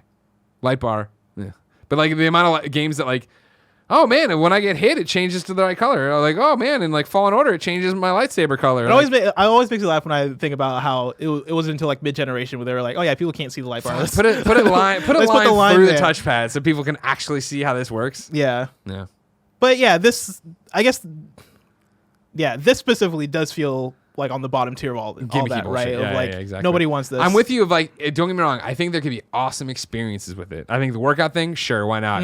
I was telling you earlier, playing a horror game, and if your heart rate drops below a certain level, it cranks up the difficulty or scares or something like that. That's all cool. I've named 2 games. Yeah, that's the thing. I've right? named like, 2 games that have to be specifically made for this. And like with the horror game thing, you could just do like the Until Dawn thing with the standstill. Yeah, and which is always great. Yeah, and you can kind of attain the same effect. Now, granted, like you could go even further with it with this and have it be like depending on how much you're sweating or how much sweat you're secreting, that can then up the ante or lower the ante, or it can help them whichever way the ante needs to go for this. Yeah, it can help you it can help the game kind of guess like what it wants to do next. But I feel like that's a very specific game you're making at that point. Like you're just making Deadly Premonition 2, I guess. Which is a game. Yeah, they're already making that. That's made. That's too late to implement this kind of technology in. Unless, of course, they're going to put it out with a patch for PlayStation 4 cross compatibility. I'm joking around about that. Don't worry about it. Deadly Premonition is the game that like got really weird, right? That's the one Jim Riley loved, and it was a cult classic. Deadly Premonition, yes. Okay, I was trying to make sure I was thinking of the right. This game. is the one with your name in it, though, right? Deadly Premonition 2: A Blessing in Disguise. That's you. That one. That's the one that's coming out someday. Soonish, That's the one that yeah. they've announced. Are you in it? Yes, I am in it. No. Oh, Yeah, Wow. it's DLC. I'm wearing a disguise. he's only in the PlayStation 5 Did you version. just break the embargo for that? What was it? The embargoes can't hold me down. They can't. He was going to break one eventually. This is Yeah. the one he broke. Told you. Bless, it's time for Whatcha Playin. Of course, this is where every week we catch you guys up on what we've been playing and doing in our off time, as we're off doing all sorts of stuff. You know what I mean? Yeah, I know exactly what you mean. Do you? Yeah. Good. I'm glad someone understands me finally. You know what I mean, Bless? Bless, I've been playing Fortnite. Oh, Fell hard back into Fortnite, which caught me off guard, I'll have you know. you're playing the Secret Agent season? Yeah, season chapter. What is it? It's Fortnite Chapter 2, Chapter season 2. Season 2? Yeah, How you yeah, liking it? exactly. It's awesome. Did you play season No. 1? Chapter No, 2? no, Okay. no, no, no. How Like- different is it? Because I've heard that it got a graphical overhaul at some point. It looks. I mean, yeah, it looks. I mean, it looks like Fortnite, and part of that is like when Chapter 2 began, and whatever the year, whatever they fucking called it, when that it exploded and got sucked into the black hole and then came back or whatever. Like Yeah. I've seen enough from that to know I'm still playing Fortnite and look and feel like I'm still playing Fortnite.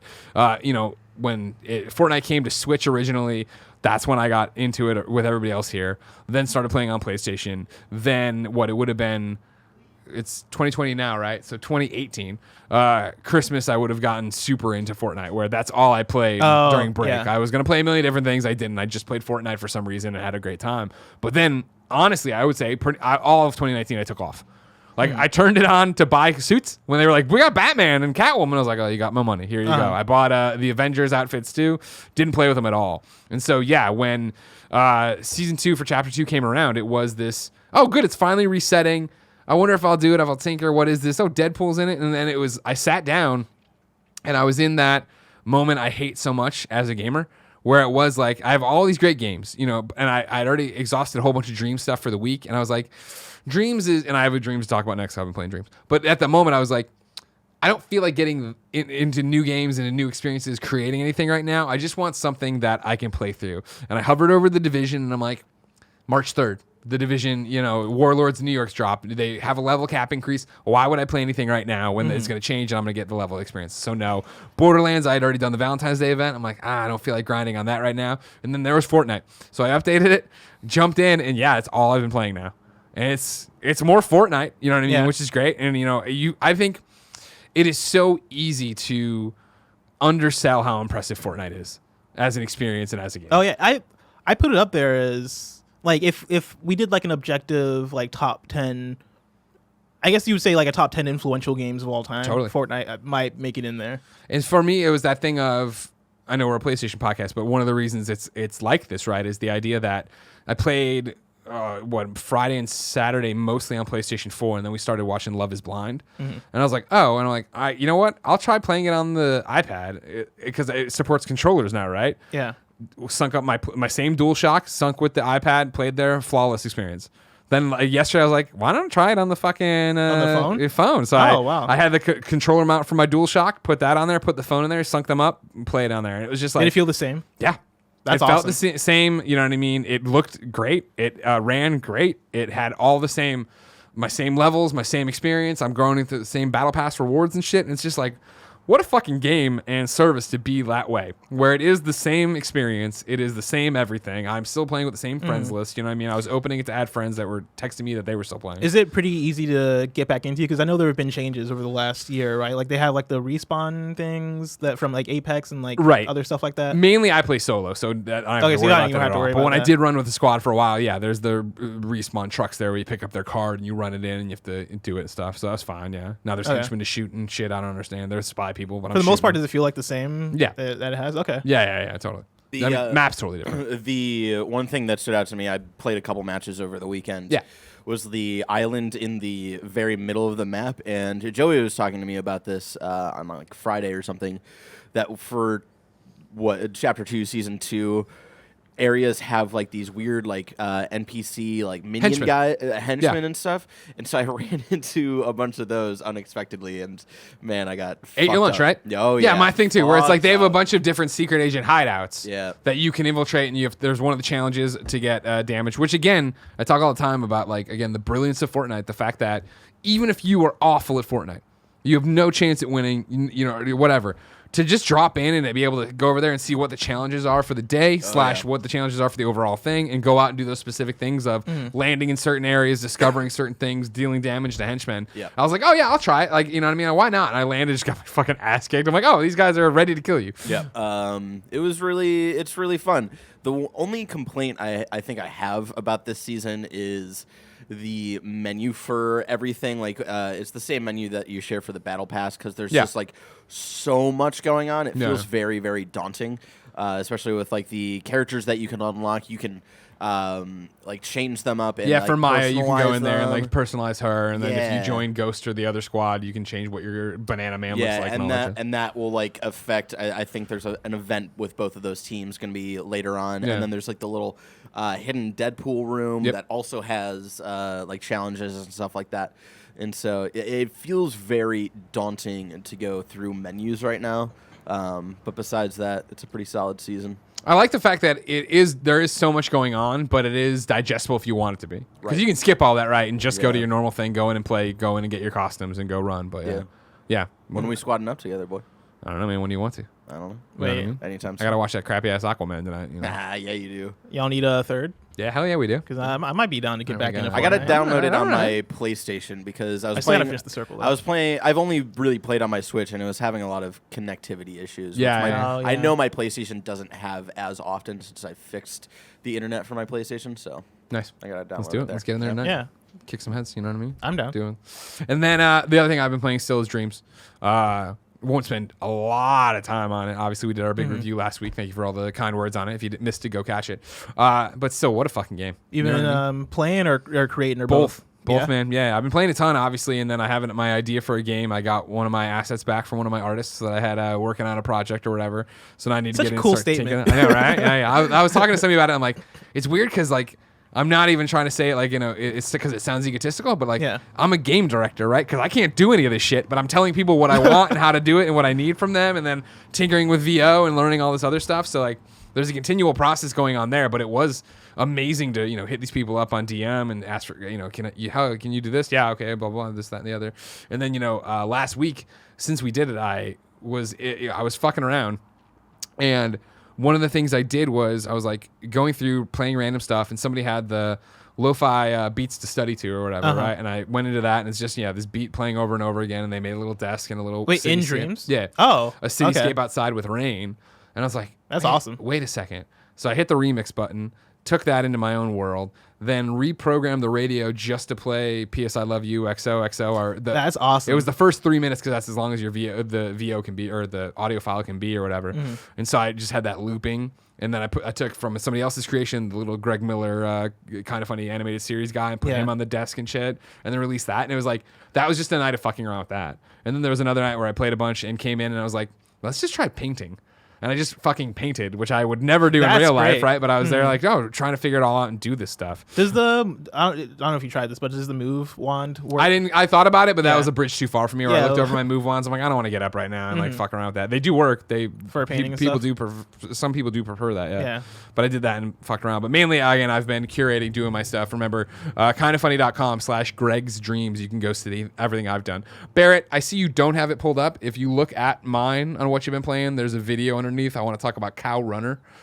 Game I can't recommend enough. So I had a whole bunch of stuff added. Of course, indreams.me. You can go there, see all the stuff, interface with it. If you're going to play Dreams, this is the way to play Dreams with your computer or phone or whatever open to it, so you can add and start stuff. And so I had a whole bunch of things I'd marked up that people have sent me. And I played them all, like the first 3, and I was like, oof, none of these are. I see what you're doing, whatever. That's not a great dream. You're not a great game or whatever. And so then I hit up Cow Runner here, if you want to throw it up, and played it. And then it became me playing it for literally an hour and a half. That's awesome. Because like it is one of the most fully fledged games I've seen in Dreams. And I know if you're looking at it, you're probably saying, what are you talking about? So the idea here, audio listener and viewer if you are, is that you are a cow endlessly running around this course. It's just one course, but the walls are electrified. And so if you bump into them, you of course start to get hurt and you have a meter and it'll fill in and you'll explode at a certain thing. However, as you go through, this is a game legitimately that they could publish on the App Store or whatever. Yeah. Because as you go through, the more you play, the more things you unlock. So as you see right now, the cow has a jet engine on his back. So you can only turn left. So if you overcorrect, you hit the wall, you'll grind into the wall and explode. Yeah. But now you can actually, with the jet engine, give yourself a jet blast to get yourself off the wall. Okay. And so here's if he's gonna pick it up or they pick it up. As you get every level you go around, every rotation you go around the map here, you get faster. So it gets harder and harder to keep in control of. You can though one of the power ups you unlock and then do is that the wrecking ball he had attached to him, which will constantly be behind you until you hit the wall. So it's all these things that are incredibly well thought out. It's by Surrounded with an underscore after. Again, it's on kindoffunny.com/Greg's Dreams. I can't recommend it enough. I was playing around tinkering in like one of the highest comments I can play is that the music never got annoying to the point that Jen was humming it next to me. And then she's like, wow, you've been on this game a while. And I'm like, yeah, this I think honestly is the most complete game. This isn't a work in progress. This isn't I'm tinkering something. This is legitimately this is a game you go, you unlock you can see the stars up there underneath. Yeah, I was gonna say I like bar. the UI that they have in the corner. Right. So yeah, you can see if you're an audio listener, you have what lap you're on, and then he's gonna blow up, right? So that was lap 8. They were going a certain speed. You earn these stars, you come there and you get to unlock them, which then make it easier to play the game. Which sounds like every other game loop you've ever heard. Yeah. And it was so well done. I can't compliment it enough. I think everybody should go check it out. Yeah, I'm big into like the small arcade experiences that people make in Dreams because they do feel complete in a way where it's like when you go and play something that feels bigger, and this is the thing we talked about during the Dreams review, right? Like a lot of things that feel bigger in scope in Dreams feel either work in progressy or incomplete or kind of iffy because those stuff take a lot more time to develop, whereas like a lot of the smaller arcade stuff where it is like, all right, we're going to take a single screen and we're going to just develop on top of it and like create different things to unlock and create like we're going to focus on one mechanic and then we're going to mess around with that mechanic as much as we can. And I think we're going to get there with bigger games, right? Yeah, like I know Pilgrim's getting a lot of praise as it should. I believe it's on my list to get Dreams, kindoffunny.com/Greg's Dreams. But it's like that is like one of the few games that I think is like, hey, we have a story and a character and it's action adventure and you're going to do that. It's like fleshed out. That isn't just like, hey, here's the first level, here's the first world, here's the first act. Yeah. Here's even just a demo. Like it is, hey, this is something. I'm with you. What do you got? So I've also been playing some Dreams this week. Lay it on me. It's time for Blessing Your Dreams. Barrett, run the graphic. I'll take a walk. So I have. Damn, look at that. Your graphic works no problem. Yeah, It's man. fucked up. It's easy. It's easy. I'm not yelling at you, Barrett. It's a knock on blessing. Jesus. No, he's yelling at you, Barrett. I am yelling at you. I have 2 dreams I want to talk about. First one is one that I actually started playing in early access, like earlier in early access, but came across again this week, and I was like, oh yeah, I forgot how great this was. It's literally just Tetris. It's called Tetris. It's by Samora 2873. Let me see if I can find the description. Yeah, the game info reads, "Do not use photo mode. If used, the Tetramino block will not move." Oh, great. That's the game info. But when you get into the game, right, it's literally just Tetris. Somebody made Tetris and it works. Wow. Pretty It's much got hold perfectly. and everything. Yeah. Right? Yeah, it has the hold. Hard it has drops. Nice. You can do the Thank quick you, drops. Corey. If you press up. You can make. I know in the video right here they have the imp visible. You can press a button, it'll make the imp invisible. And you can also change the music. There's like 2 different music they have. They have type A music and type B music, and you can change the volume. You can turn off the grid. Like you have quite a few options, but it's one of those things where it's like, at this point, I feel like Dreams, and I feel like this is going to continue to grow into this, right? It feels like just a marketplace of free games that you can just go to sure, and play.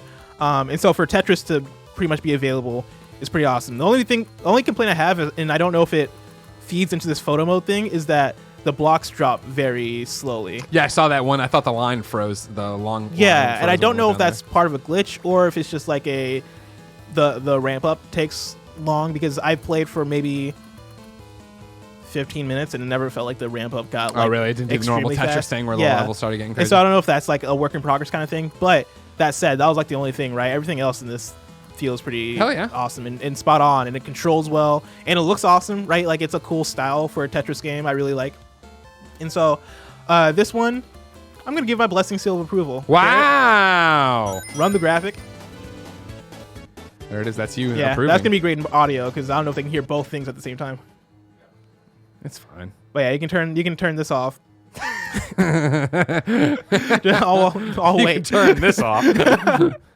And then the second one is not a game. And Greg, I'm curious if you've actually seen this one. I have. Somebody made a Ghost of Tsushima, or remade the Ghost of Tsushima trailer footage, some of the trailer footage from E3 in Dreams, and it looks awesome, right? And so it's called Ghost of Tsushima Action Scene, and there are a couple of them in there. I'm just gonna look at one. Yeah. So I think this is number 2, right? It's made by THR Joker 594.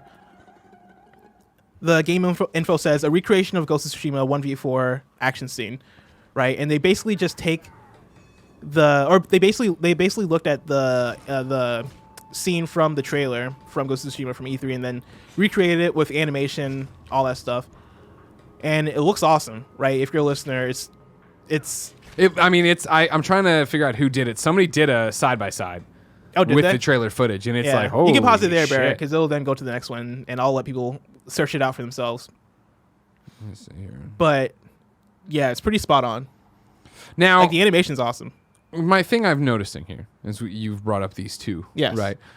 Do you think, is it a problem for Dreams that the things that are breaking out from it are, hey, look at this thing we recreated? Like it's not a new thing. It's a recreation. It's a whatever.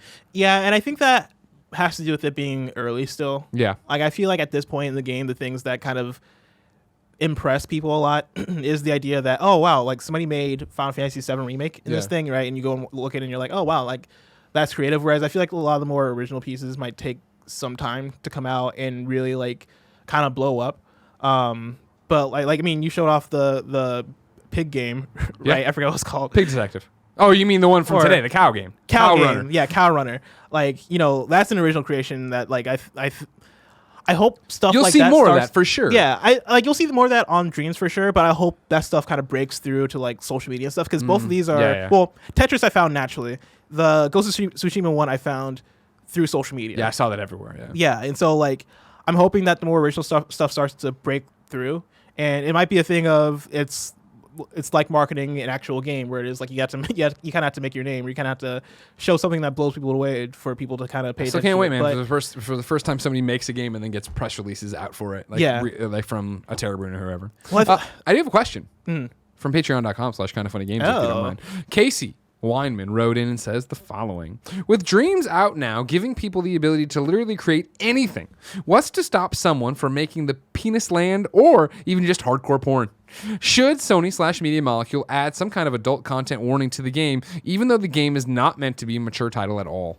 I mean, as far as adult content, I don't feel like it's going to be any more adult than any other game that allows for like online play with. There's like, always going to be a penis made somewhere, right? Yeah, or like people shouting into the microphone penis. Sure. Like I like half the time I log into GTA Online, it's just penis as soon as I get into the lobby. But no, it's people like shouting inappropriate stuff, or like I feel like that's going to be the case with any online game. I think the key for Media Molecule and Dreams is going to be curation and making sure that the good stuff rises to the top. And I think you talked about this on an earlier episode of like finding somebody who made like an offensive Twin Towers dream, and you just like report it, and they report back, and they're like, oh yeah, we've taken this down. That's the thing right now for Dreams is in Sony's and Media Molecule's perfect world. Dreams is so big and successful and mainstream. This is a real problem. Yeah, like that's a good problem to have. Right now, Dreams speaks to such a, and I'm talking about people who create such a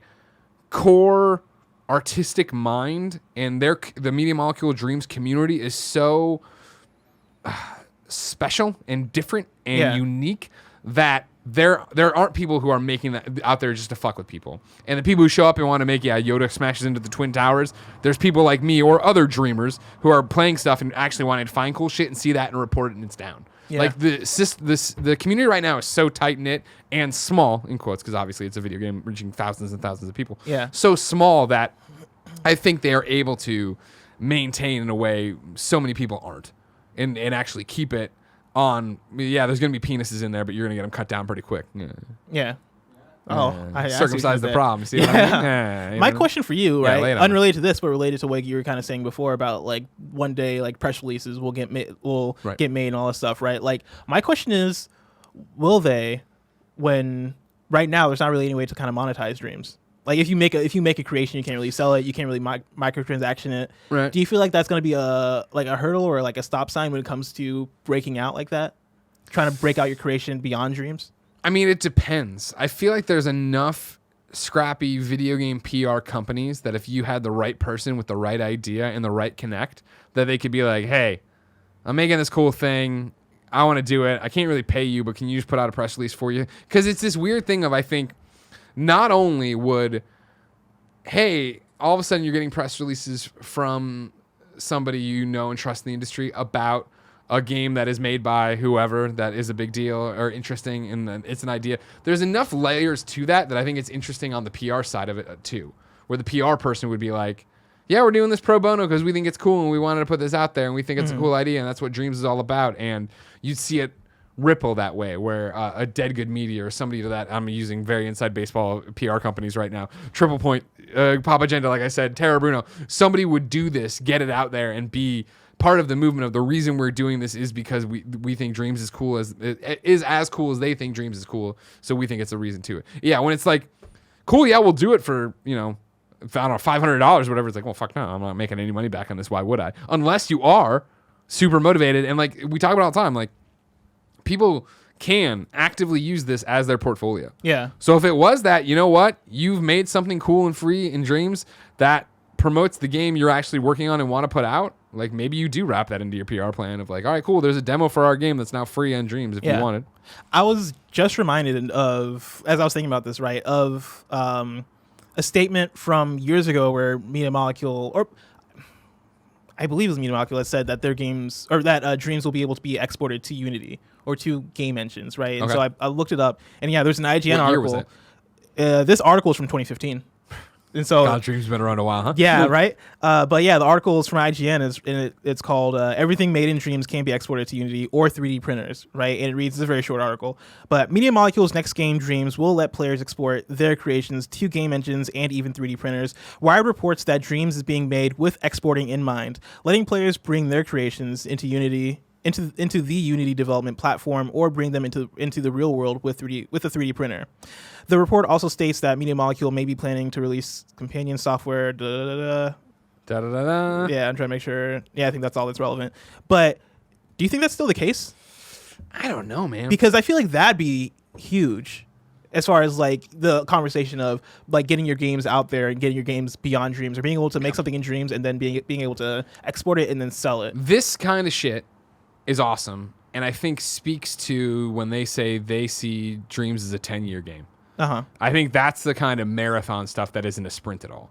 Where will you be able to export to Unity? Probably, right? Like it's like I've seen people talking too of like there's no, you can't directly upload audio right now to Dreams. Did we talk about this last week? I forget. I think we talked about it in some form. we might have just talked because we talk a lot of dreams. Yeah. To bring you up to speed, I'm skipping ahead then. Like, I want to use VO in my game, right? And so that means I want to record VO on these microphones so they sound really great. Once I get the VO onto my computer, in Dreams Retail, you cannot say, computer, upload this to the Dream server or whatever. Instead, what I have to do is, and what I did for the podcast, what show do? We don't do Beyond. PS I Love You XOXO. I put, my headphone dongle in here, put the headphone male connector into my PlayStation 4 controller, which read it as a microphone in the PS4, and then I went into Dreams, I hit record on the record button, and pressed play on this. So I played a file that I then recorded locally to Dreams, right?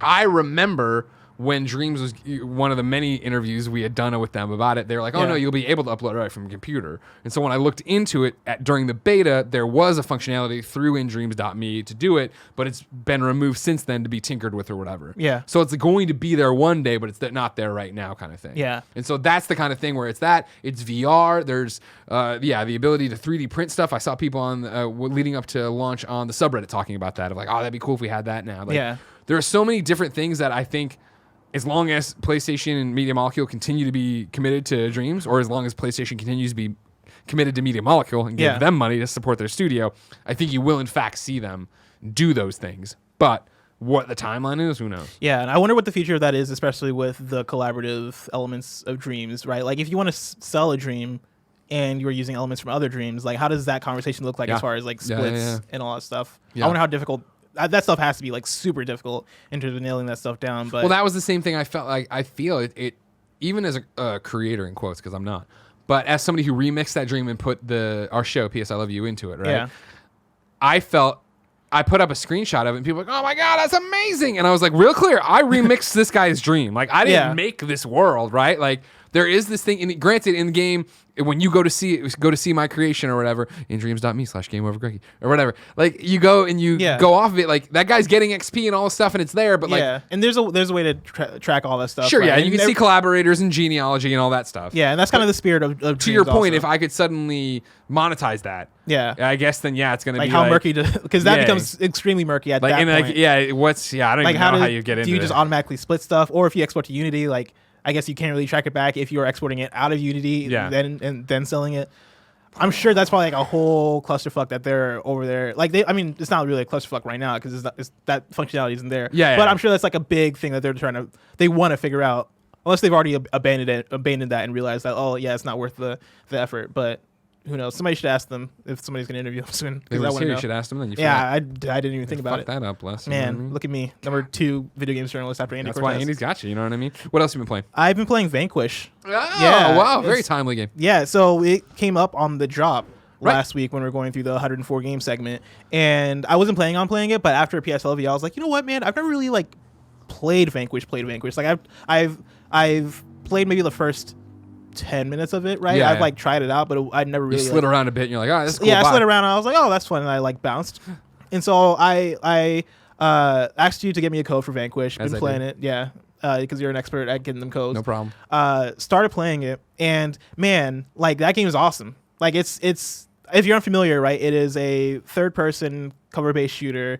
You're fighting aliens. You're like an army man who has like a what's your rank? I'm an army man. Army man. Like, I don't know about this. Like, he has like a super suit that allows him to like slide and be like a super. It's like an Iron Man suit, right? Like, it's got like an flaps that'll pop out. Iron Man suit with like kind of less functionality. Because like you can't fly or anything. Sure. But you're basically like you're wearing a super suit, and you're going out and taking out these aliens and protecting the world. As one does. Part of this game feels like somebody really likes Metal Gear Solid. Like, I got that vibe. Like, so they're alive. The main character, that's a good point. Yeah, everybody loves Metal Gear Solid. If you're inside. Way to fuck up the PS5 watch graphic. Well, like, they have like a codec. You're fine, Barrett. You want to hug Barrett? I'm just saying, I had it prepped one way, and you guys were tripping me up and be like, "Oh, let's do it this different way," and then you guys were like, "We're used to the way Kevin did it, and so we didn't know Barrett. Do you need a hug? Come get a hug from Bless. Come get a hug from Bless, all right? I forgive you, Come on Barrett. over here. Barrett Courtney, everybody. It's okay. All right, here he comes. Barrett Courtney. Coming in for his hug. He comes in every day to work. He does never his job. Hugged. You know what I mean? Come here. Wearing a Marvel shirt here for an audio listener. He's crying. He's crying a bit. Wearing an Achievement Hunter hat. And there he goes. Marvel shirt. I like that shirt. But yeah, it's it has like a lot. Does of it hold up? Is it like still good? Because I remember back in the day being real good.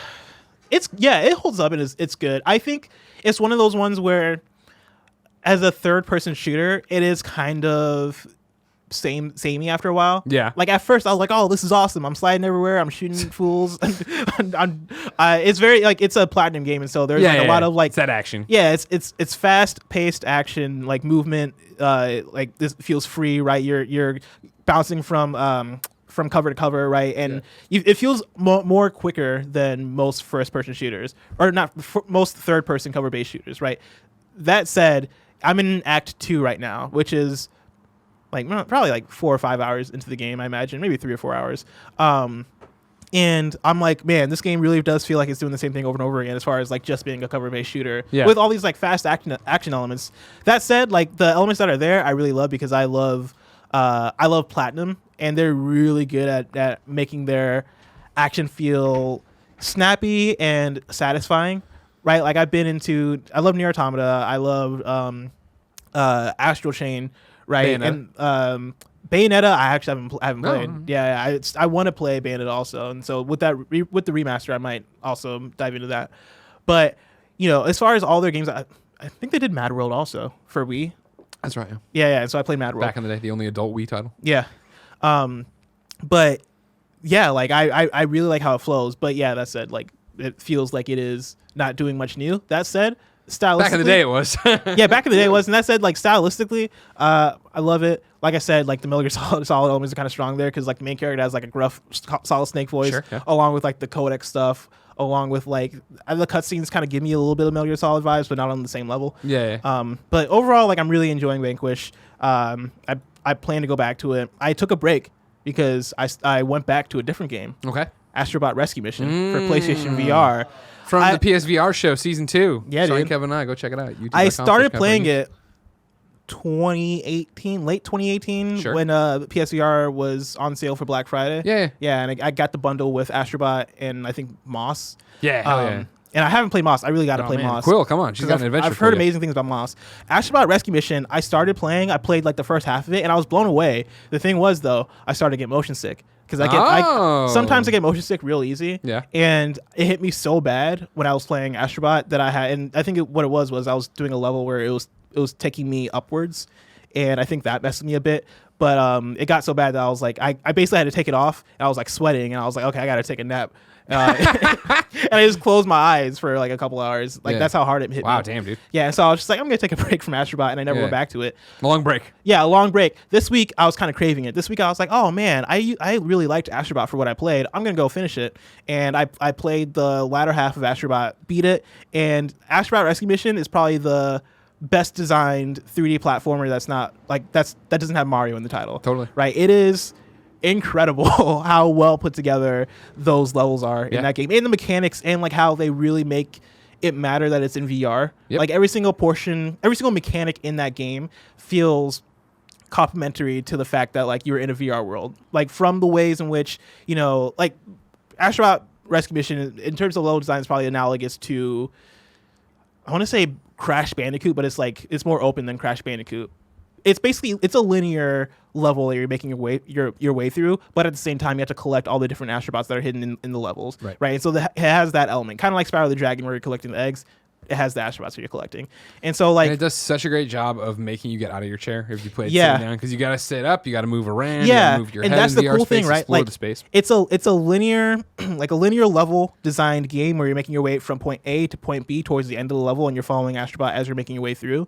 But it still has those quote unquote explorative elements of something that's like Spyro the Dragon or Banjo-Kazooie or Mario 64, in the sense that you are forced to look around and really really be observant and figure out like, okay, how am I going to find this third Astrobot that's in this level that I keep passing by? Okay, I have to like, and this is where VR comes into play, is that you have to physically like look over things or look behind things or look under things, right? When you are when you get into like encounters with like enemies or stuff, right? There's like a squid guy that'll splash ink on your face and you have to like shake it off, right? Or there are moments where you have to like headbutt a soccer ball back at an enemy that's like a soccer player kind of enemy, right? Stuff like that really made the experience like feel cool, and it's stuff that doesn't feel gimmicky, even though in theory and in spirit kind of is gimmicky because it's using like these like. But you believe in the world. Yeah, you like believe in what you're doing. I believe at in that the point. world, and I feel fully invested in what I'm doing. Like it feels like a theme park ride. Like that's how well the stuff is implemented. That I feel like I'm having so much fun, you know, looking around places and actually interacting with the mechanics. Not to mention I didn't mention like the controller stuff where in most levels, you'll have a weird mechanic or like a specific mechanic that your controller will be able to use, right? So you'll put your controller in like a box that's presented to you at the beginning of the level, and like this mechanic thing will happen, this animation will happen. You then take your controller back, and then if you press the touchpad, maybe your controller will be able to spit water, or maybe it'll be able to shine light or Grappling hook, right? Yeah. Like there are different things that your controller can do, and the ways in which they use that stuff, I think is like 10 out of 10 well done. They killed it. And so yeah, Astronaut Rescue Mission, at this point, one of my favorite platformers of all time. Like, it's an incredible game. Indeed, 100%. Yeah. Can't agree with that enough. Yeah, then it's criminal how overlooked it was. So yeah, Yeah. PlayStation VR. The fact that it's probably only overlooked because it was kind of trapped in PSVR. I was still surprised. I talk about all the time that it managed to get enough. It managed to get the juice that it did get. Where people were talking about it and they were writing up articles about it and they were saying how great it was and how it was as good as Mario or better than Mario or whatever the hell. Like the fact that a PlayStation VR game was able to break through and get that kind of coverage in mainstream game outlets, that's awesome. Yeah, it feels like design-wise, it feels on par with Mario games. Yeah. Which is a thing that that's the highest you can go as far as like being a great 3D platformer, right? Like it feel like it's better than Sunshine, right? 100%. Sunshine sucks. I mean, I wouldn't say that, but maybe I said it. What are you gonna do? But it feels on par with Galaxy. That's what I'd say, Okay. right? Like as far as like Galaxy and the level design there, I would say that like it's up there, like it's out on that level. Okay. I agree. If you want more, me and Kevin talk about it at length. PlayStation VR show over on YouTube.com. Was that the season that went up in like December. late last year? Yeah, okay, yeah, we're putting them I all gotta over. listen to that then. It's fine. Don't worry about it. There's too much going on. Now it's time, ladies and gentlemen, for 104 PSN games ranked. If you haven't been following along, you go to kindafunny.com/104list. That's right, 104 list. Each week we read through the drop on the blog. We each pick a different PSN game to play. Then we come back here the next week. We report back to you and rank the games in one ridiculous list. The rules are simple. We can't pick the same game. We can't pick something that's AAA, and it shouldn't be something we were going to play anyway. Currently, the top 10 look like this. The Darwin Project, Foxyland 2, Mosaic. Number 4 is Zombie Army 4, Dead War. Number 5, Under Hero. Number 6, It Came From Space and Ate Our Brains. Number 7, Throw Anything. Number 8, Earth Knight. Number 9, Graveyard Keeper. Number 10, Eclipse, Edge of Light. 11 and 12 will be left off the list from here on out, as you know. We are only doing the top 10, so we don't bore you each and every time. This week, I played Katana Kami, A Way of the Samurai Story. Blessing played Hunt Showdown. Where do you want to start? I can start. I don't have Lay much it to say. I played Hunt Showdown. I wasn't feeling it. So basically it's a first person zombie survival battle royale game, right? Which is like a lot. But basically they drop you in, so you're a bounty hunter, right? And you're tasked with hunting these monsters, right? And the one that we usually got was like the spider, like the big spiders. We like played together, so I can chime in on this. We played together, and there was one other match where I had to like fight like a big old zombie butcher kind of guy. Big old zombie butcher. Yeah, that guy was tough. Yeah. But the way the game works is you're dropped into a map, and there are phases to how you're going to hunt your bounty and make away with it, right? And so the first phase is you're basically looking for 3 clues in like this big like wild area kind of open map. If you press R1, you have like your hunter vision or your dark vision, which I never really understood how that played into. Like, are you a supernatural bounty hunter? I think so. Yeah, you have some abilities too. I didn't really understand why. Story's thin on Hunt. They didn't even try though. Like they didn't even try to explain the story. Like there wasn't like an opening cutscene or whatever that was like, oh yeah, and you're supernatural. And so I was confused I was very confused when I pressed R1 and I was like, oh cool. But yeah, you press R1, you got your vision and you can kind of see where clues are on the map. You make your way to the clues while taking out zombies or whatever. And I believe there are like generally 12 players in a match. I had to look it up because they didn't really tell me in the game.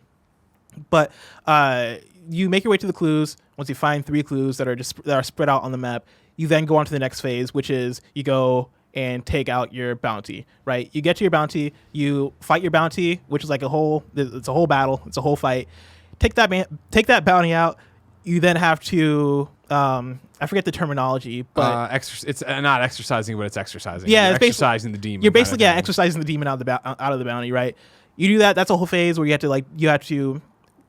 to wait there, like wait in the location where your bounty is, right? While it's being exercised and defend your position from other remember, players. this is multiplayer, so you're Yes. hunting these bounties, but other people are as well. Yes. So they're trying to get clues to come find the thing. So if they're running behind you, they got their 3 clues. They're onto the spider now. You've already killed it. They have to kill you to get the bounty from you. And to paint the picture right, it's one to 3 people on a squad. And so you do that. Once you're done exercising the demon, then you have to make it out of the area and you have to like get away. Extraction point. The extraction, right? And so that's what the game is. Me and you played. I think the thing that we kind of both came down on was that it's a very slow moving game in a way that didn't really work to its benefit as we were playing, because there's not much going on. I feel like in a match, like there are zombies or whatever, but they're for the most part pretty easy to take out.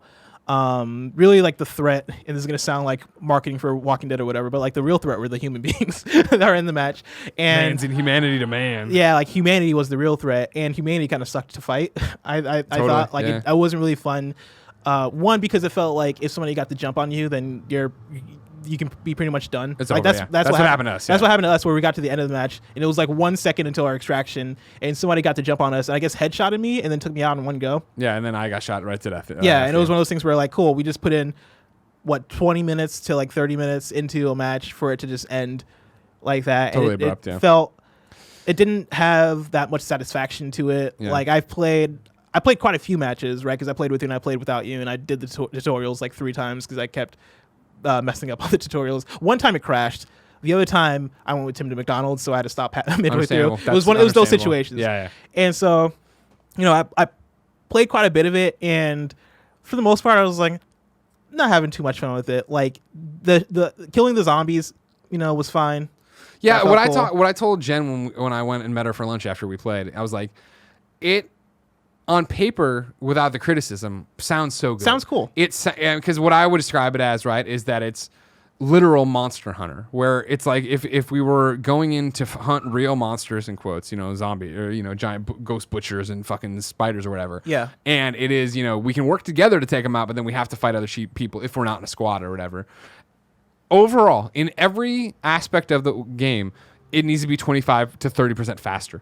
Yeah. I mean, in your movement speeds, your gun speeds, your exercising speeds, your extraction speeds, the game just feels slow and plodding. Very to where slow. I hit R1 and I see where we have to go, and it's a blue dot way far away. It's like, fuck, all right. Yeah, and it's just us walking. Is this us trudging through? Yeah, there's a zombie there, pow, pow. And it's like, I was telling you and her about it, but it was like, and I get that this is a long game. They want you to play it and invest and get better guns and go buy better things that would shoot faster, that would do stuff. I think for this segment, right, it's interesting because we only have a week to play a game, whereas I could see at maybe hour 20 how this game would be more fun than at hour 5. But that was my thing, is like, it wasn't fun at minute 30. And they're like, why would I want to keep doing this other than the fact that if I would have paid for it, like, I'm locked in, you know what I mean? Like, that was playing it, I understood why it could become fun. I don't know if it ever would become fun, and I definitely didn't want to find out. Yeah. Like, that was our thing, where like I when we started, I was like, oh man, so how many of these you want to do? You're like, not many. I'm like, yeah, after this tutorial, I was like, no, I'm not going to enjoy this. This is not fun.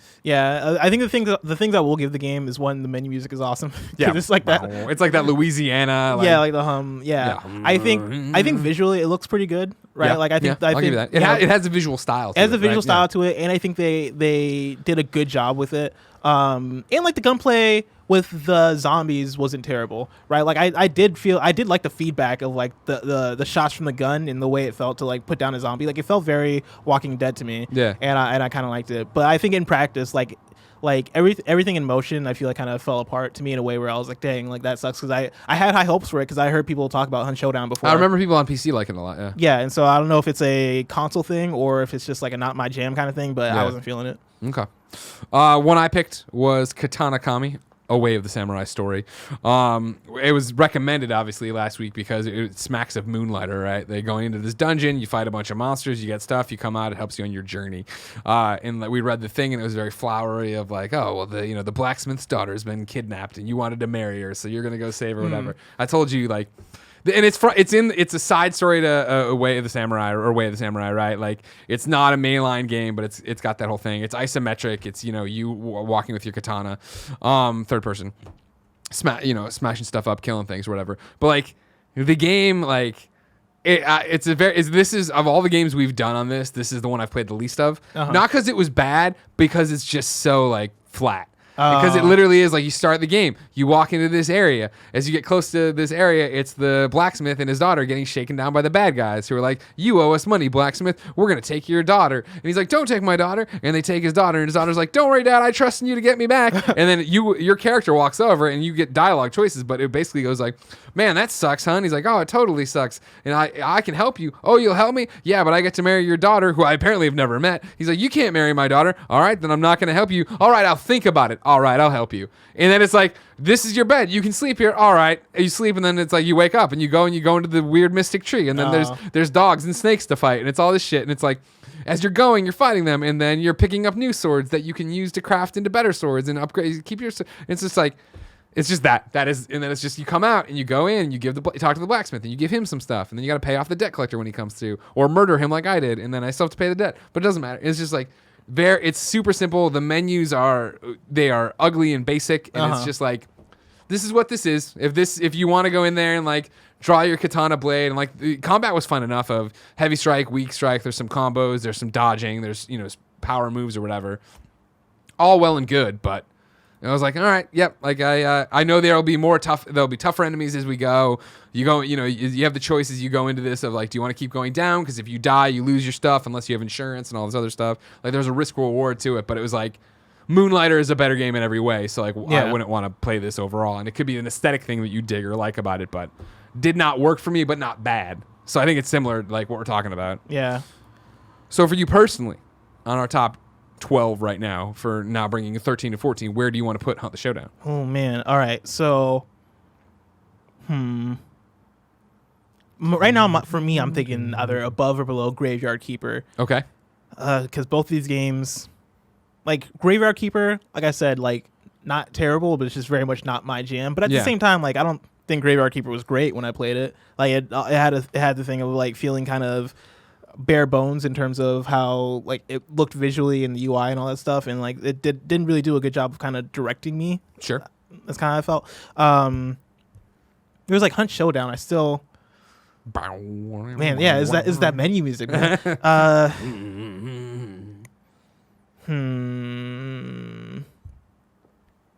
Definitely going below Earth Knight. Okay. Graveyard Keeper. You know what? I'm gonna put it above Graveyard Keeper, and so it's gonna be the new number 9. New number 9 there. Yeah. Hunt the Showdown. For me, and you can tell me if I'm wrong. I definitely think Eclipse Edge of Light I'd recommend more than this. Because that was the VR one, the PlayStation VR one I did, where I just wasn't challenged, but I enjoyed wandering and seeing what was going to happen, right? Whereas with Katana, I felt like pretty quickly I was like, I know what's going on. It seemed like you had, so that would put it below sub 11, so at least 12. Mm-hmm. Music Racer sounded like it had a whole bunch of real like problems. Yeah, Music Racer wasn't great at all. Then I'm putting it number 12. Then. That sounds right. All right. So now, basically, I'll give you the top 10 right now. Nothing has really changed. So Darwin Project, Foxland 2, Mosaic, Zombie Army 4, Under Hero, It Came from Space and Ate Our Brains, Throw Anything, Earth Knight, number 9, Hunt the Showdown, number 10, Graveyard Keeper. I think it's just Hunt Showdown. No, my apologies. I dropped a "the" in there. That's on me. That's on me, everybody. All right, it's time to go to the PlayStation blog for this week for the drop, see what we will pick for next week.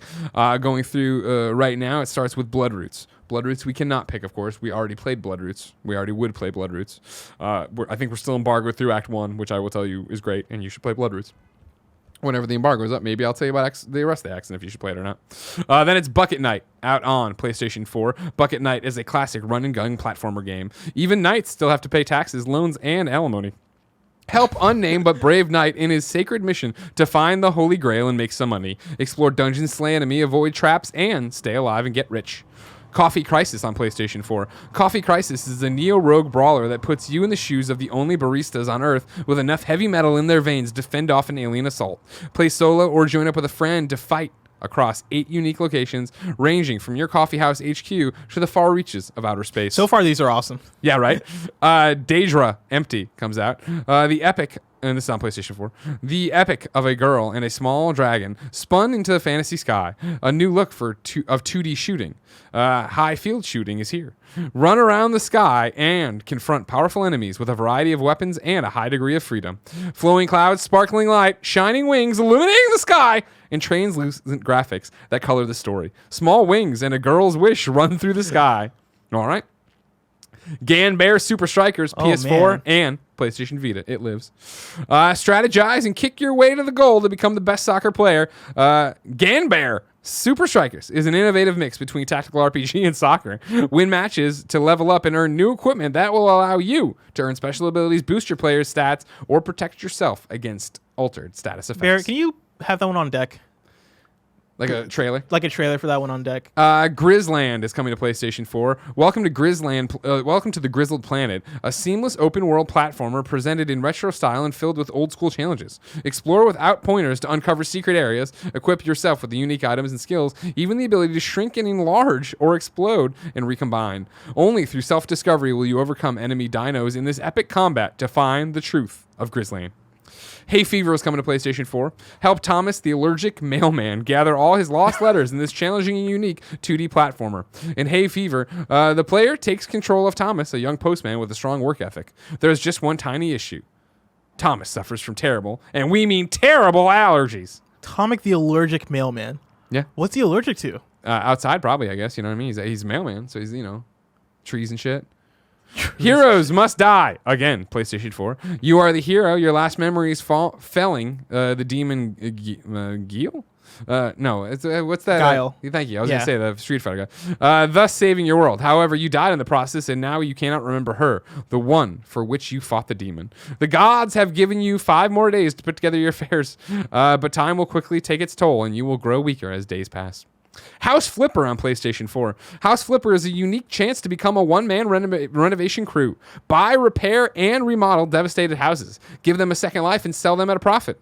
Experiment with interior designs and decorating styles you like. Express yourself. You can buy an empty apartment and furnish it, or focus on repair and installations. It's like a TLC show, but a video game. Hate it. You hate it? Yeah. Don't like that. I've heard great things about it. Really? Really? Yeah. A great thing about flipping houses?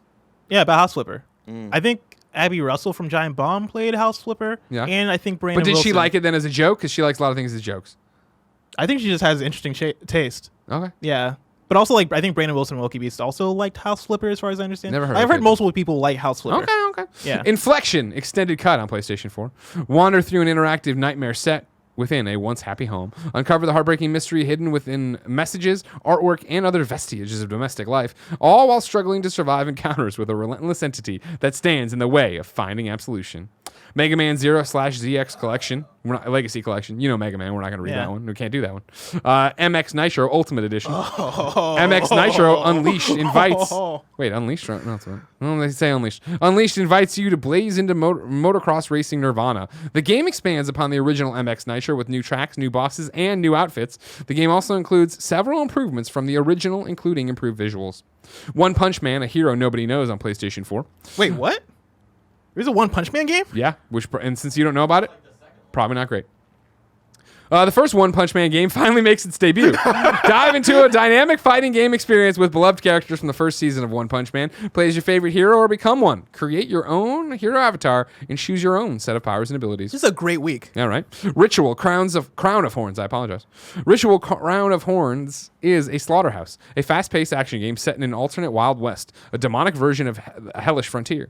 This arcade-inspired title unravels a tale about an unlikely duo, a bounty hunter who comes back from beyond the grave, yearning to exact revenge on his killers, and a witch who aids him with a series of powerful rituals to further her own agenda. Space Channel 5 VR kind of funky news Oh my flash. God. That's this VR. week? Yeah. Dance is your power to protect the Earth against invading aliens. Sega's legendary Dreamcast rhythm game, Space Channel 5, is coming to virtual reality as Space Channel 5 kind of funky news, or VR kind of funky news flash. Your task is to master a series of life-saving dance poses while tuning in to the cool beat. I got that right. Experience a return to Ulala for yourselves. Is that AAA? I don't think so. No? I'm not going to give you. That's VR. You can give VR games a shot if you want. I like it says kind of funky newsflash. Yeah. Can we On brand. rebrand to kind of funky? What kind of funky news daily? Spartan First, PlayStation 4. Fight your way to fame, fortune, and glory in the first-person puncher roguelite as you work to retrieve the fabled Spartan Fist. Navigate through an arena that's different each time you play and delve into a whimsically gritty and colorful pixelated world while fighting your way to the top. Stab, Stab, Stab on PlayStation 4. Stab, Stab, Stab is a physics-based couch multiplayer arena stabbing game for up to 4 players. Play as explosive flesh birds with razor-sharp beaks. Stab your friends until they pop in versus mode, or team up to defend yourself against the unending horde of Cronin birds. Tempest on PlayStation 4. Tempest is a pirate open-world action RPG is offering an ultimate ability to free roam 3 vast worlds filled with dozens of colonies and forts, hundreds of quests, and so on and so on. I'm going to start going faster. Well, I guess we're almost done. I should have like 2 more left. 2 Point Hospital. The hit hospital building simulator sim... the hit hospital building management sim comes to console for the first time. Design stunning hospitals, decorate them as you like, cure very unusual illnesses, and manage troublesome staff as you spread your budding healthcare organization across 2 Point County. And finally, it's Vasilis, PS4 and PS Vita. Vasilis is a hand-drawn adventure game. Vasilis, the main character, has lost her husband Peter in the rebellious city center. The city has plunged into chaos and almost every day something is burned or someone is killed. The game is inspired by Ukrainian political events from 2014. We took a turn there. Yeah, that took a turn to the reality. Took a turn to reality. See that last sentence coming. Damn, dude. Man, I don't even know where to start. What do you feel? What's speaking to you? I mean, because at first, like, I love FIFA, right? And so this Ganbare soccer. You love FIFA? I didn't know that about you. Oh yeah, dude, I love FIFA. Huh. Yeah, this Ganbare Super Strikers game.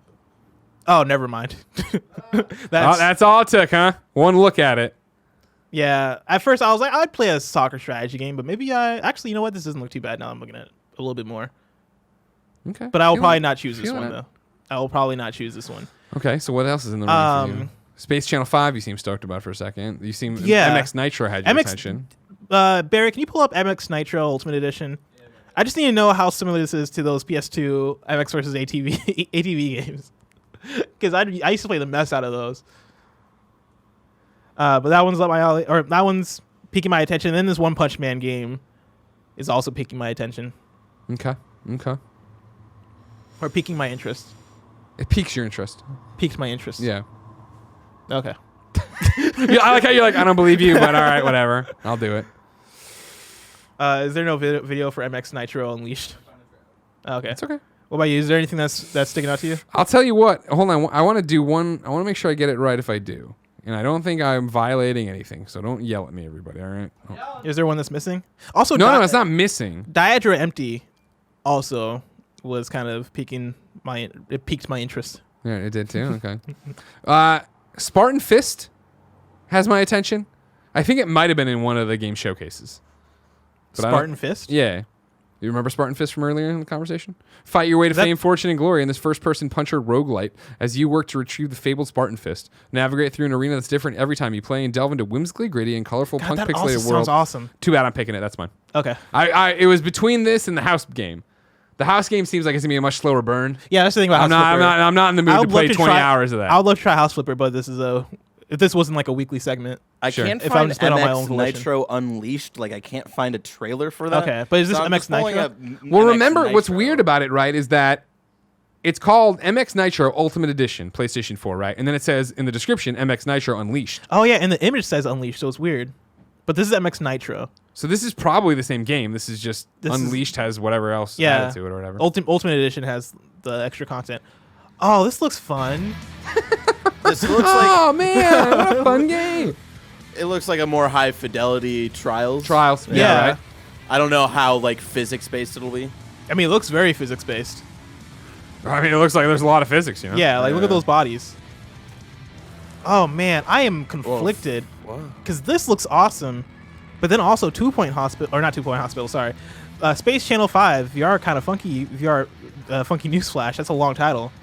I'm gonna be honest with everybody here. It looks like Spartan Fist did not come to a showcase near you. Huh? Because I don't have an email about it. You're from an alternate reality. I have only one more request. Can you pull up the One Punch Man game? A hero I nobody guarantee knows. you're not gonna pick this. We'll see, man. I love the anime. Everybody loves One Punch Man, but no one talks about this game. That's a bad sign. A hero nobody knows. Hero nobody knows. Yeah. I mean, people might be talking about boom. IGN, One Punch Man, full match gameplay. They talk about everything. Yeah, exactly. Is this a fighting game?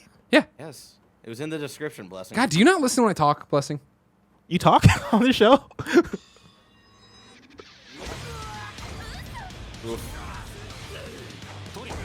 Wait, does he do a whole bar of damage with one punch?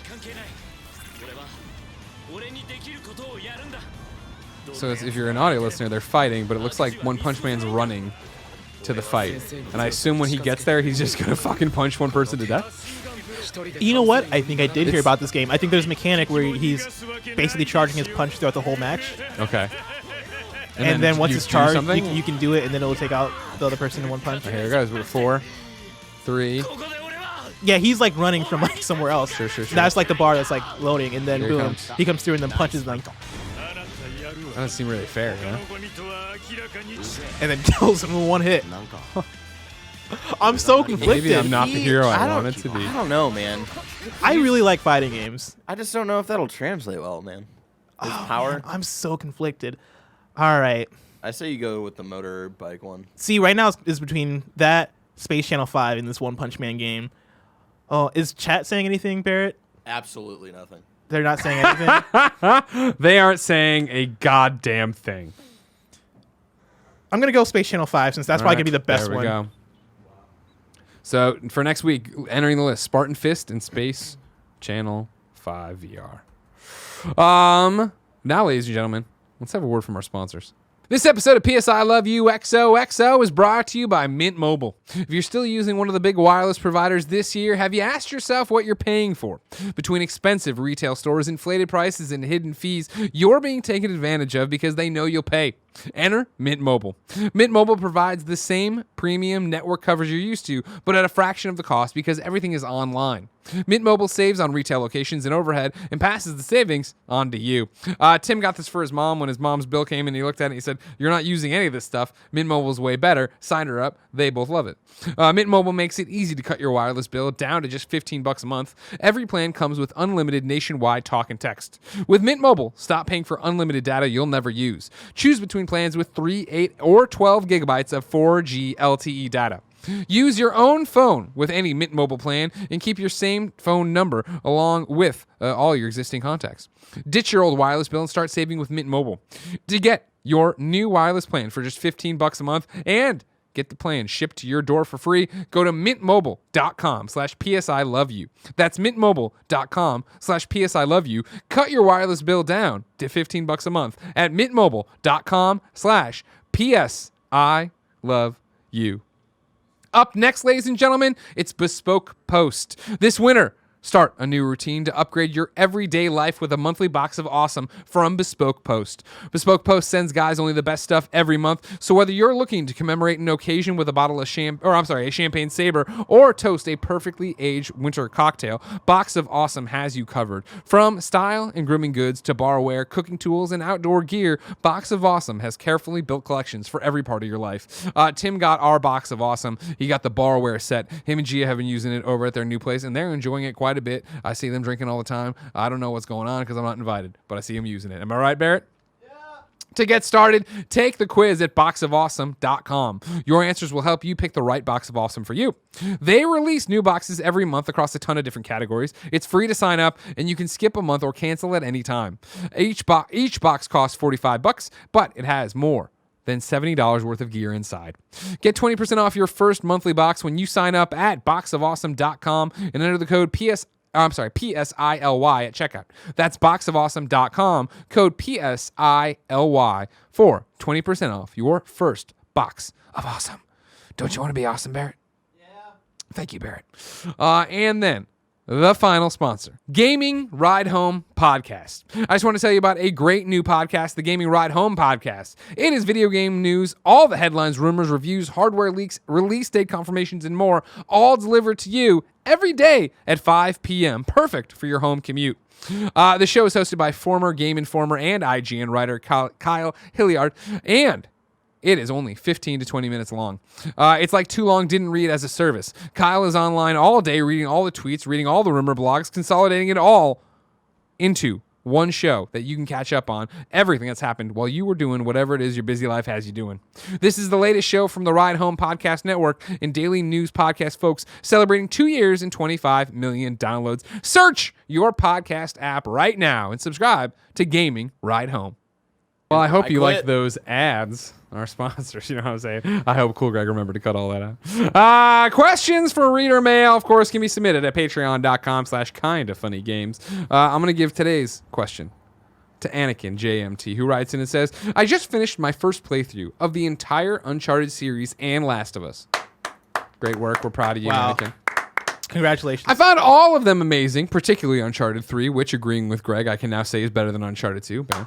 Wait, is that what you said? Don't you say they're the same? You know what? I'm just saying I'll take the wins where I can get them. Uncharted 4 and Last of Us. I watched the Kinda Funny Games cast spoiler cast of Uncharted 4 and heard Colin say how The Last of Us was all over Uncharted 4 in terms of environmental storytelling, buddy system in reaching tall places, and so on. This made me wonder, is there anything from Uncharted 4 you guys would like to see Naughty Dog repeat in The Last of Us Part 2? I personally enjoy if there was the ability to hide in the tall grass and bushes like you could in Uncharted, or even the using of rope to traverse larger gaps. At the very least, I hope Ellie can learn how to swim. P.S. Greg, don't let Barrett and Joey fool you. Plain M&Ms are the best. Peanut M&Ms can go the way of the dinosaur. Whoa! Got to agree with that. When Barrett, I can't believe you inserted that into that person's right question. You can see it yourself. It's a bold statement. I like it. You have the document open. I know you can see the document. I like it. I don't see it, man. You're a coward and you're going to delete it. I know what you're going to do.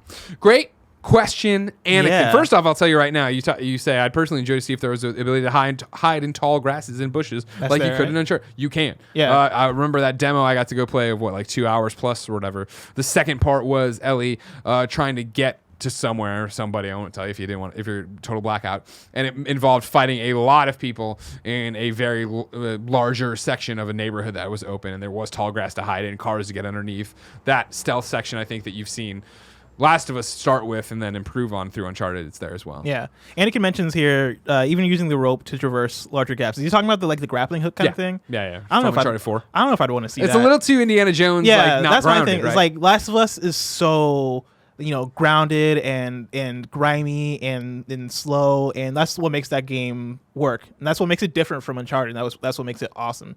And so I really like not having the high action that you have in Uncharted. Yeah. And so I don't necessarily want to see anything like that, but I do really like the pacing of Uncharted 4 more so than the pacing of the previous Uncharted games. As far as you start off in the prison and you're basically walking for a while, right? You're walking through the prison and you're you're taking you're steps, easing right? into it, right? You're easing into it, right? And it felt like it broke up the different chapters more, right? Having a whole chapter where it is no, we're not. You're not gonna do any climbing. You're not gonna do any shooting. The most action you'll get is the fist fight, which I think is in chapter 1. I can't remember. It might be in chapter 2.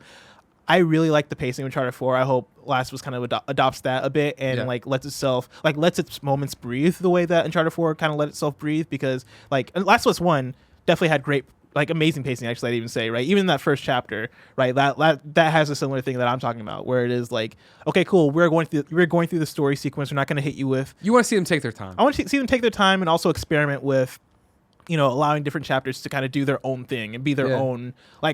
Don't be afraid to go mechanically a different way if it serves the whole experience. Yeah, if that makes sense. No, I think you're 100% right. I think that is something else I'd echo that I want to see. Right, as I feel Uncharted 4 was a different form of Uncharted storytelling, and I want to see that carried over for Last of Us Part 2, where it is a different form of Last of Us storytelling. And I would say that I'm already seeing it from the 2 sections I had. The thing I want them to do more like Uncharted 4, but maybe not all the way of Uncharted 4, actually comes, I feel, more from the Lost Legacy, where I want to see more open environments, but I don't want to see them as dramatically open as they did in Uncharted 4/Lost Legacy. Right? That was my one issue with Lost Legacy. Is even though I love the open environments, it did feel too open for what Uncharted was. Exactly. And it allowed you lost to that story, right? Yeah, you kind of lost the story, and at some points I literally got lost. In that open world kind of area. But in one of the recent trailers for Last of Us Part 2, where it was the combat scene and Ellie's hiding under cars and going to the shop. That environment seemed open in a way where it was like, oh snap, this is adding a lot to this combat And see, sequence. that's what I'm talking about, where I think they've found that middle ground that I want, where even the part that was going to be at PAX, no, not that I'm rubbing it in PAX East people, but the slower paced part where it is Ellie and her female friend, her gal pal, walking around, right, exploring and having the aftermath of the night before, like we've talked about. I don't want to spoil stuff if you're blackout. That was open to the fact of like it was wandering around a larger environment, looking for contextual clues and having conversations about what I found and getting tidbits of the story and where we're at and what's happening from it. Yeah, that fleshed out their relationship. And in the same breath, the second part, which was the fighting. When I came back and talked about that on the shows, right, it was that idea that it was way more open, which made it felt way more real and way easier to engage in a non-video game way. Where when something did go wrong, it wasn't like when something went wrong in Last of Us and I was immediately murdered and that was the end of it, right? Yeah. It was that I could fall back, I could hide, I could give them the slip. One of them comes off to search for me, I'm able to kill them. Nobody knows. They go back to kind of being less on alert that all hell's breaking loose. Like, that's what I loved of going in there, having my plan go to shit and not being like, well, I failed this mission. It was fall back, run, dive over this thing, throw a bomb over there, try to distract them and get it going. Yeah. Like, I like that diversity in storytelling and then in terms of gameplay as well. Uncharted 4 had like the dialogue options for a few of the cutscenes. Yeah. Would you want that at all? Not at all. No. Yeah, I'm the same way. I don't think that's Uncharted per se. I definitely don't think it's Last of Us. Like, I always compliment the ending of The Last of Us for being unflinchingly its ending. You know what I mean? I didn't color it at all. Uncharted 4 having those dialogue options I thought was a very nice fourth wall tip of the hat to us of what moments mattered to you. If you were telling somebody about Uncharted from 1, 2, and 3, what would you pick to tell them about? And I felt that's what that moment was because we knew it was our final ride with Nathan Drake. They had said that. So when Sam shows up and we get to tell him our coolest moments, what were your coolest moments? Let's remind you of what you love from this series. Yeah. I think I wonder if there is a way that they could implement it though that would make sense to the story of The Last of Us, because I feel like them putting it in Uncharted, like it could have been a thing where they're like, let's just do this for 4 because it is a reflective experience. Yeah. But part of me wants to think that like maybe they're putting it in 4 to test the waters into that sort of storytelling, or maybe it's something that they're not going to put into Last of Us, but maybe hold for their next IP and make their next IP maybe more choice driven in some way. I feel the only way to make those choices matter, to have dialogue choices that matter, because I feel like we're all coming in so fresh from The Last of Us. And I shouldn't say fresh, but that's all we know Joel and Ellie from, right? Yeah. Joel and Ellie from. When we get there, if we had those choices, I feel it would feel weird and ham-fisted to only talk about the adventure we've had. I forget how many years it's been between Last of Us and Last of Us Part 2. Uh-huh. And then in the same breath, too, if it was like we have a choice where somebody's able to like talking like, do you think Joel lies to you, or did Joel lie to you when this happened or whatever? If it was a yes or no, then the story splits. I feel in such in a way where we suddenly have 2 endings, which would be interesting, and I'm sure Naughty Dog could do it. I'm sure they could do it, make it good, but I don't know if they could do it in a way that would satisfies people. The audience. Yeah, exactly. Yeah. I think they've committed to telling us their story. I want to know what their story is. Yeah, exactly. I think that's what we associate Naughty Dog with. But I think a way they could do it would be to make it more gameplay focused, where it is like you're walking, and it's you and say it's Joel who is like your partner for that chapter, right? And Joel's like, hey, do you want to? Like, I heard there's a group, over this hill or whatever, right? Like, how do you want to take him on? And you're like walking with him and having that conversation. Then you do get to choose like, okay, A for you sneak behind them, B for you take this route, C for you go head on straight forward. And it's that kind of thing. I think that kind of stuff could actually complement the experience pretty well. But also, I don't know if that's I'll go left, you go right. That kind of thing. I think that could be cool. That'd be cool. All right. But that's not necessarily a story. That's more so like a gameplay kind of decision thing. But it could help like mend, I guess, the conversation and the gameplay experience a bit. That can make it cool. Okay. Blessing. Yes. It's time for PlayStation's greatest hits. Oh, I forgot this is a segment. Yeah, hey, we're going quicker today. I'm going to get you out of here earlier than usual. If you didn't know, ladies and gentlemen, for 10 episodes of PS I Love You, XOXO, we are going through talking about PlayStation's Game of the Year for each year in the decade. Of course, we started in 2010. Heavy Rain was Blessing's pick. Mine was Metal Gear Solid Peace Walker. 2011 saw Uncharted 3 get picked by me. Portal 2 get picked by Blessing. 2012 was Persona 4 Golden unanimously amongst all of us. 2013 was Last of Us by me. GTA 5 by Blessing. And then 2014 was South Park: The Stick of Truth unanimously in a year we thought was meh. Not meh, but no giant standout. I'd say meh. Okay. He says meh, everybody. Now that brings us to 2015, a huge year for video games. First off, thank you, Blessing, for pulling together this list of games. Oh, yeah, of I saw course. you did it. If anything's wrong, it's Blessing's fault. Don't yell at me. The competition, as we see it: Bloodborne, The Witcher 3, Fallout 4, Metal Gear Solid 5: The Phantom Pain, Life is Strange, Batman: Arkham Knight, Until Dawn, Dying Light, Rainbow Six Siege, Assassin's Creed Syndicate, Tales from the Borderlands. I forgot Tales from the Borderlands was 2015. Yeah. That's a year of games. That's right a there. great year. That's and a great year. The of crazy video thing games is for the them. years only get better from here. I know, right? Yeah. It's my turn to go first. It should shock no one. I'm going with Metal Gear Solid 5: The Phantom Pain. Nice. I like Come it. on. I think it was kind of funny's game of the year, I think, right? I'm pretty sure that's how it ended out that remember. year. I think that's how it worked out for us that year. Just a ridiculously polished video game. Not story, video game. Yeah. Where that was, I mean, granted, that's the one that should also not shock you, with Peace Walker being my favorite game of all time at the time of this recording, or 2015. Now, God of War, no big deal, 2018. But Metal Gear Solid 5 taking all the systems of Peace Walker, bringing them to the PlayStation 4/PS3 if you're playing it back there, bringing them there and making them look awesome and making them huge and being this open world game, and the resource gathering, the building of Mother Base, the capturing and Fultoning of soldiers, the AI, if they see somebody getting Fulton, cutting them down, doing these things, the costumes you're unlocking, the weapons you're R&Ding, just running these missions over and over and over again to go in there and get stuff, get a better ranking, or just get materials out of it. Like, for everything you want to say, like, I think probably, yeah, without a doubt, for me personally, Metal Gear Solid 5 Phantom Pain, in terms of the core Metal Gears, has the most forgettable story, the most nonsense, the most, like, I feel bad in a way, because it was supposed to be such a swerve that I think anybody who was paying attention to anything leading up to it was like, oh, this was going to be. Yeah. And then it happened, and we're like, all right, cool. And Kiefer Sutherland's boss, and you're like, why? Like, what is going on? Why is this? Yeah, there's a lot of weird stuff, but I think I like the story of Phantom Pain more than most people, because I do love a lot of the moments in Phantom Pain. Yeah. Like, what's his name? Skullface, the main villain. Yeah. Like, I thought he was pretty cool. Dude, when you sit in the car with him and he just like monologues, like, it's pretty cool. Goes off. I'm like, dude, this dude's awesome, right? The Metal Gear Sahelanthropus. Yeah. Like, that was the thing, right? It had like a big old gun dick kind of thing going on.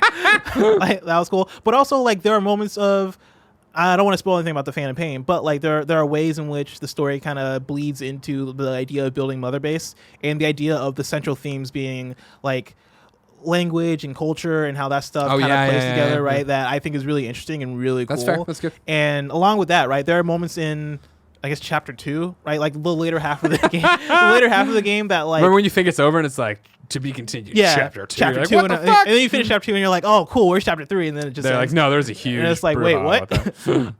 But there are certain moments as far as like stuff that does kind of go back to Mother Base that I feel like is awesome. And like, I know Quiet is like kind of a controversial character, for good reason, because like a lot of aspects the only of way Quiet for her to breathe is to be naked. To not wear clothes, right? That stuff was those were not great choices as far as that character, as far as I'm concerned. But I do think there are cool moments with Quiet that made me really like her character, especially later in the story. Like, she has quite a few moments where I'm like, damn, like 100%, they really 100%. went for it with this character. My choice, I'm split. Right. First of all, I want to give a shout out to Undertale, because Undertale didn't come out for PlayStation in 2015, but it did come out for PC in 2015. Okay. But that makes it not count for this. And list. it is the best game of that year. It would be my choice if it came out on PS4. Just saying, Greg. Sorry. Metal Gear Solid 5 didn't have a complete story. Undertale did. Boom. How was the gameplay though? Awesome. It sucked. Fucking incredible. Oh, it's great. The Undertale. I've tried it gameplay, multiple times. It's not good. It's great. Go play your NES, you little emo baby. You know what I mean? That's what I say to you. I am between the Phantom Pain, two very similar games. Metal Gear Solid 5, Phantom Pain, and Mad Max, and Life is Strange. Oh, Life is Strange. Okay. Yeah. I really, really, really liked Life is Strange story. Dude, like, Life is Strange is amazing. Yeah, like it resonated with me in a way that I did not expect. I think it was probably the game that made me realize that like I like the teen drama stuff, right? Like Riverdale's my jam, Degrassi's my jam, Life is Strange is my jam. This is where it all starts. This is where it all starts. Yeah, but like the story of Max and Chloe and kind of how Arcadia Bay, man. Arcadia Bay, like the cast of characters is awesome, the choices is awesome. I feel like it was that step up for what Telltale games kind of brought to the table, 100%. right? Life is Strange took and kind of ran away with it. Don't nod, yeah. I mean, they came out and were like, hey, we've seen what you're doing. We think we can do it our own way. And Yeah. do it in a more interesting way. The way they have that central mechanic of the superpower of like rewinding time and how they kind of implement that into the ways in which you interact with the world in the story. I feel like they do that super well. I really liked the choices at the end of the story because I have my canonical choice that for me I'm like, this is the right choice, but it's fun having those conversations because I realize how many people are actually kind of split. What did you decision. do? Spoilers for Life is Strange. Yeah, spoilers for Life is Strange. I saved Arcadia Bay because I think that's the right decision. I think that's what you're supposed First to do. off, I agree with you. Yeah. I did not. I was like, let's get in the car. We're going. Yeah. And we left. And I was so happy with that decision. And then I went and watched the other ending. You were able to save or whatever. Yeah. I went and did the other ending where, I save Arcadia Bay. And when I was talking to Michelle from Don't Nod, and I was like, you son of a bitch. She's like, what? And I'm like, you say there's no canonical ending. One ending is just like one scene of you driving away. The other is like this huge like opus. Yeah. He's like, well, I'm like, fuck you. I never even watched the other ending, so I never knew. It's just you basically like fuck off and you drive away and everything That's gets hilarious. fucked up. But like, spoilers for Life is Strange, right? Like, I feel like the reason I went with that choice felt justified by the time I got there. Where like, the game is a whole game about how they're trying to tell you that you need to let go of this person. Yeah. And throughout the whole story, you keep making that choice to like not let them go over and over and over and over again. Yeah. That by the time I got to that ending, when you're ramping up to it, I was like, oh, I know what's happening here. I understand what needs to happen. And like, I was able to kind of feel at peace with that choice, knowing that this is an inevitability that is trying to happen, that is needing to happen, that I, as a person, being responsible because I'm not letting go.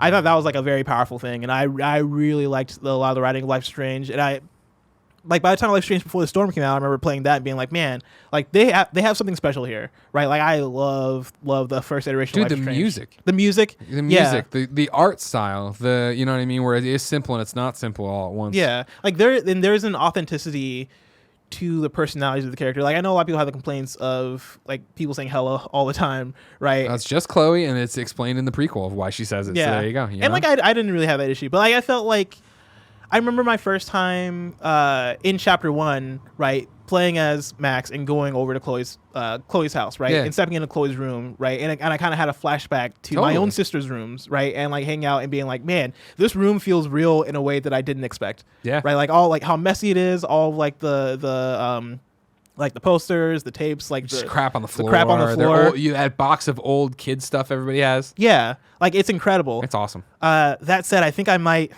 You got to go Phantom Pain. I might go Phantom Pain just off the fact that I think here's the thing. Shut up, emo boy. I really like immersive sims, right? Like these immersive sims, right? For people who might not know, right, are games that are all about the gameplay choice and putting you in a place where there are just a bunch of systems and you can tackle a situation however you want, right? And so you think like Deus Ex, or you think Dishonored, or like Breath of the Wild has a lot of immersive sim elements, right? Metal Gear Solid 5 is probably one of the best one of those that I've ever played, for all the reasons that you mentioned, right? You go into you have a camp that you want to extract somebody from or assassinate somebody at, or you just have an objective to complete, and the game gives you tools and they give you systems to play around with, right? And you can choose to go out during the day or the night. That affects how you play. You could wait for the weather to you can wait for a sandstorm, right? That affects how you play. Yeah. The rain will affect how you play.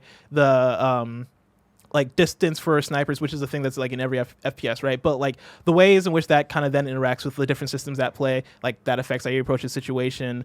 The idea that if you keep headshotting the soldiers at these camps, they will then later in the game start wearing helmets. Yeah. Like, that's a cool thing. And these systems layer on top of each other over and over and over again to make for an experience that feels alive in a way that feels, more interesting and more dynamic than any other stealth game I've ever played. Yeah. Right? As a stealth game, like, this game is top notch. Mm-hmm. It has the best gameplay out of any Metal Gear Solid game I've ever played. Yeah. And even the story, like, I didn't hate the story. Like, it's incomplete. I didn't hate it, but yeah, it's just like, oh, okay. Yeah. Like, and it's definitely it's the weakest of any Metal Gear Solid story. Yeah, I had to think about it for a second. Yeah, it's easily the weakest. But I still appreciated what was there. I still liked the references that were there. I still liked how well, or how good it looked. Like, graphically, I was blown away by Metal Gear Solid 5. Like, those textures on like the characters and the animations, all that stuff. Like, that engine is incredible, and so that's gonna be my final choice. Wow, look at that, another one, unanimous. Fuck you, Barrett. Get me out about Batman Arkham Knight. Remember when you got into the Batmobile and you stayed there for too long? The Sorry, I Batmobile's was a salty tank about the- now. It strafes. I was very salty about the Batmobile. I didn't finish that game. Everybody for that was reason. overly salty about the It's the Batman. only we were salty Batman to the right Arkham degree game that I about it, didn't you know what finish. Wow, that's fucking crazy. yeah. That's just a crazy fucking thing to say. Because I also Wait. heard that the ending you gotta had to do like the whatchamacallit stuff, Two-Face. No, Riddler trophy? Riddler trophies. Yeah, I heard you got to get like all the Riddler trophies for the real ending or whatever, and I was like, no, I'm Yeah. good. Nightfall. I mean, mode or it's whatever. not nearly as many Riddler Yeah. trophies as City. Don't Arkham- let him distract you. Say what you're gonna say. Remember that point where you zip line up to the building and then Man Bat comes out? It's fucking cool, man. So fucking good, Arkham man. Knight is fucking good game. Fucking It is a blessing. fucking good game. No one's. I'm not. I don't know this person. He does not speak for me. I didn't or say my it was people bad. That did not like the Bat. you- team. I just said I didn't didn't beat it, finish though, it. so- Yeah, I Exactly. didn't beat it because I That's was why I'm bored. disassociating It was like myself every from other it. Arkham game that came out. Fucking Jesus. What? Christ. I liked Arkham, but it did this too much of the same things too often, and I got bored. You played the. I don't think Arkham you played Knight? Arkham Knight. The things that it added was the thing that it added was the Batmobile, And so much more. and what else did it add? Like aside from the story, it's the same gameplay. It's great gameplay though. Yeah. I mean, it's good gameplay for sure, but It's like, refined. It was perfected. was some it though, would say. or was it the hell exact yeah. same? The fucking free flow combat in Arkham Knight is the best in the series. It was all right.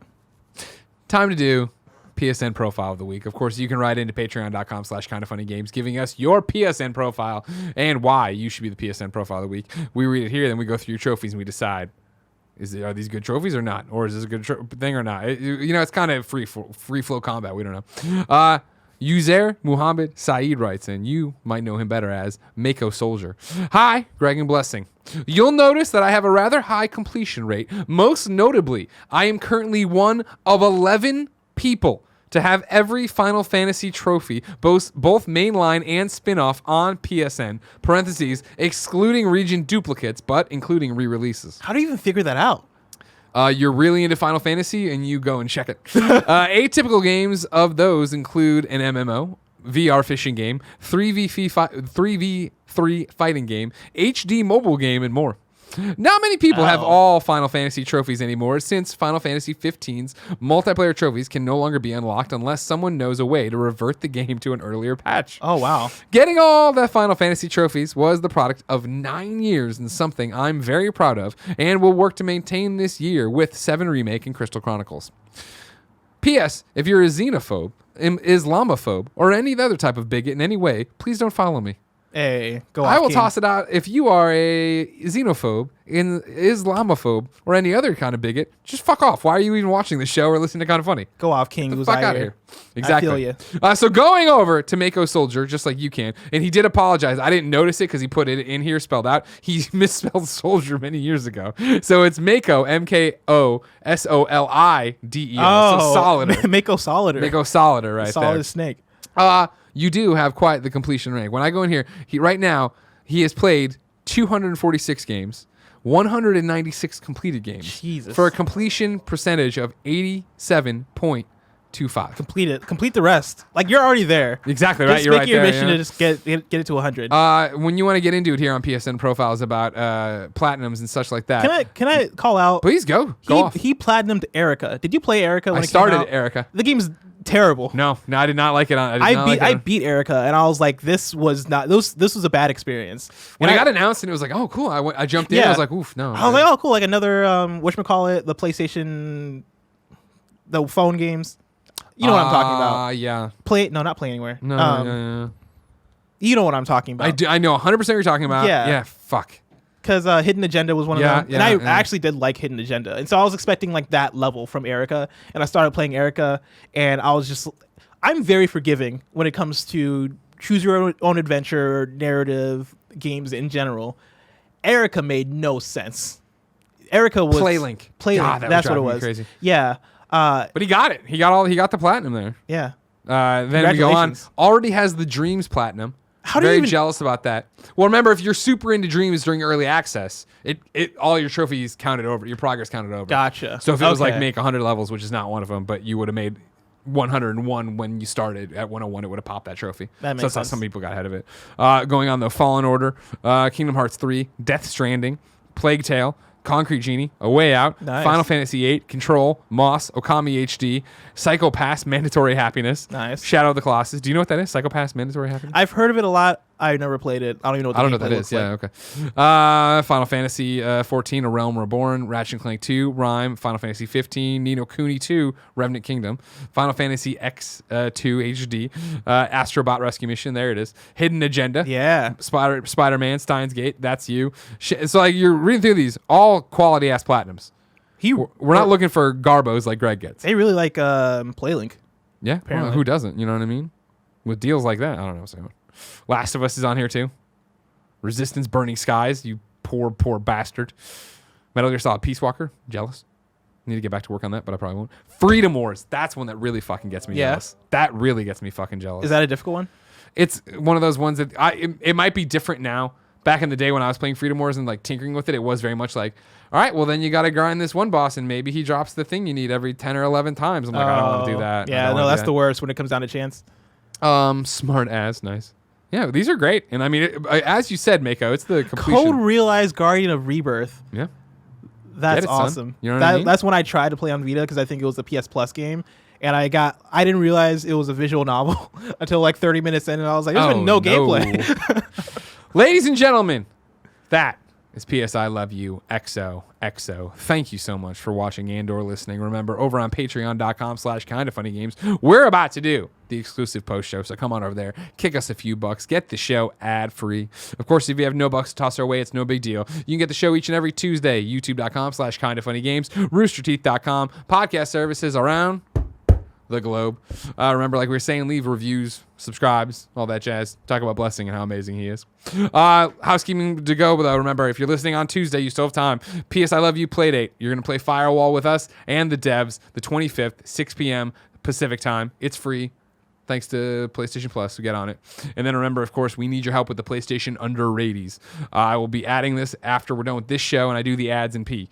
That I need to go in there. You need to go in there and tell us your favorite underrated PlayStation game. We need them by Thursday morning. Patreon.com/kindafunnygames. Until next time, it's been our pleasure to serve you.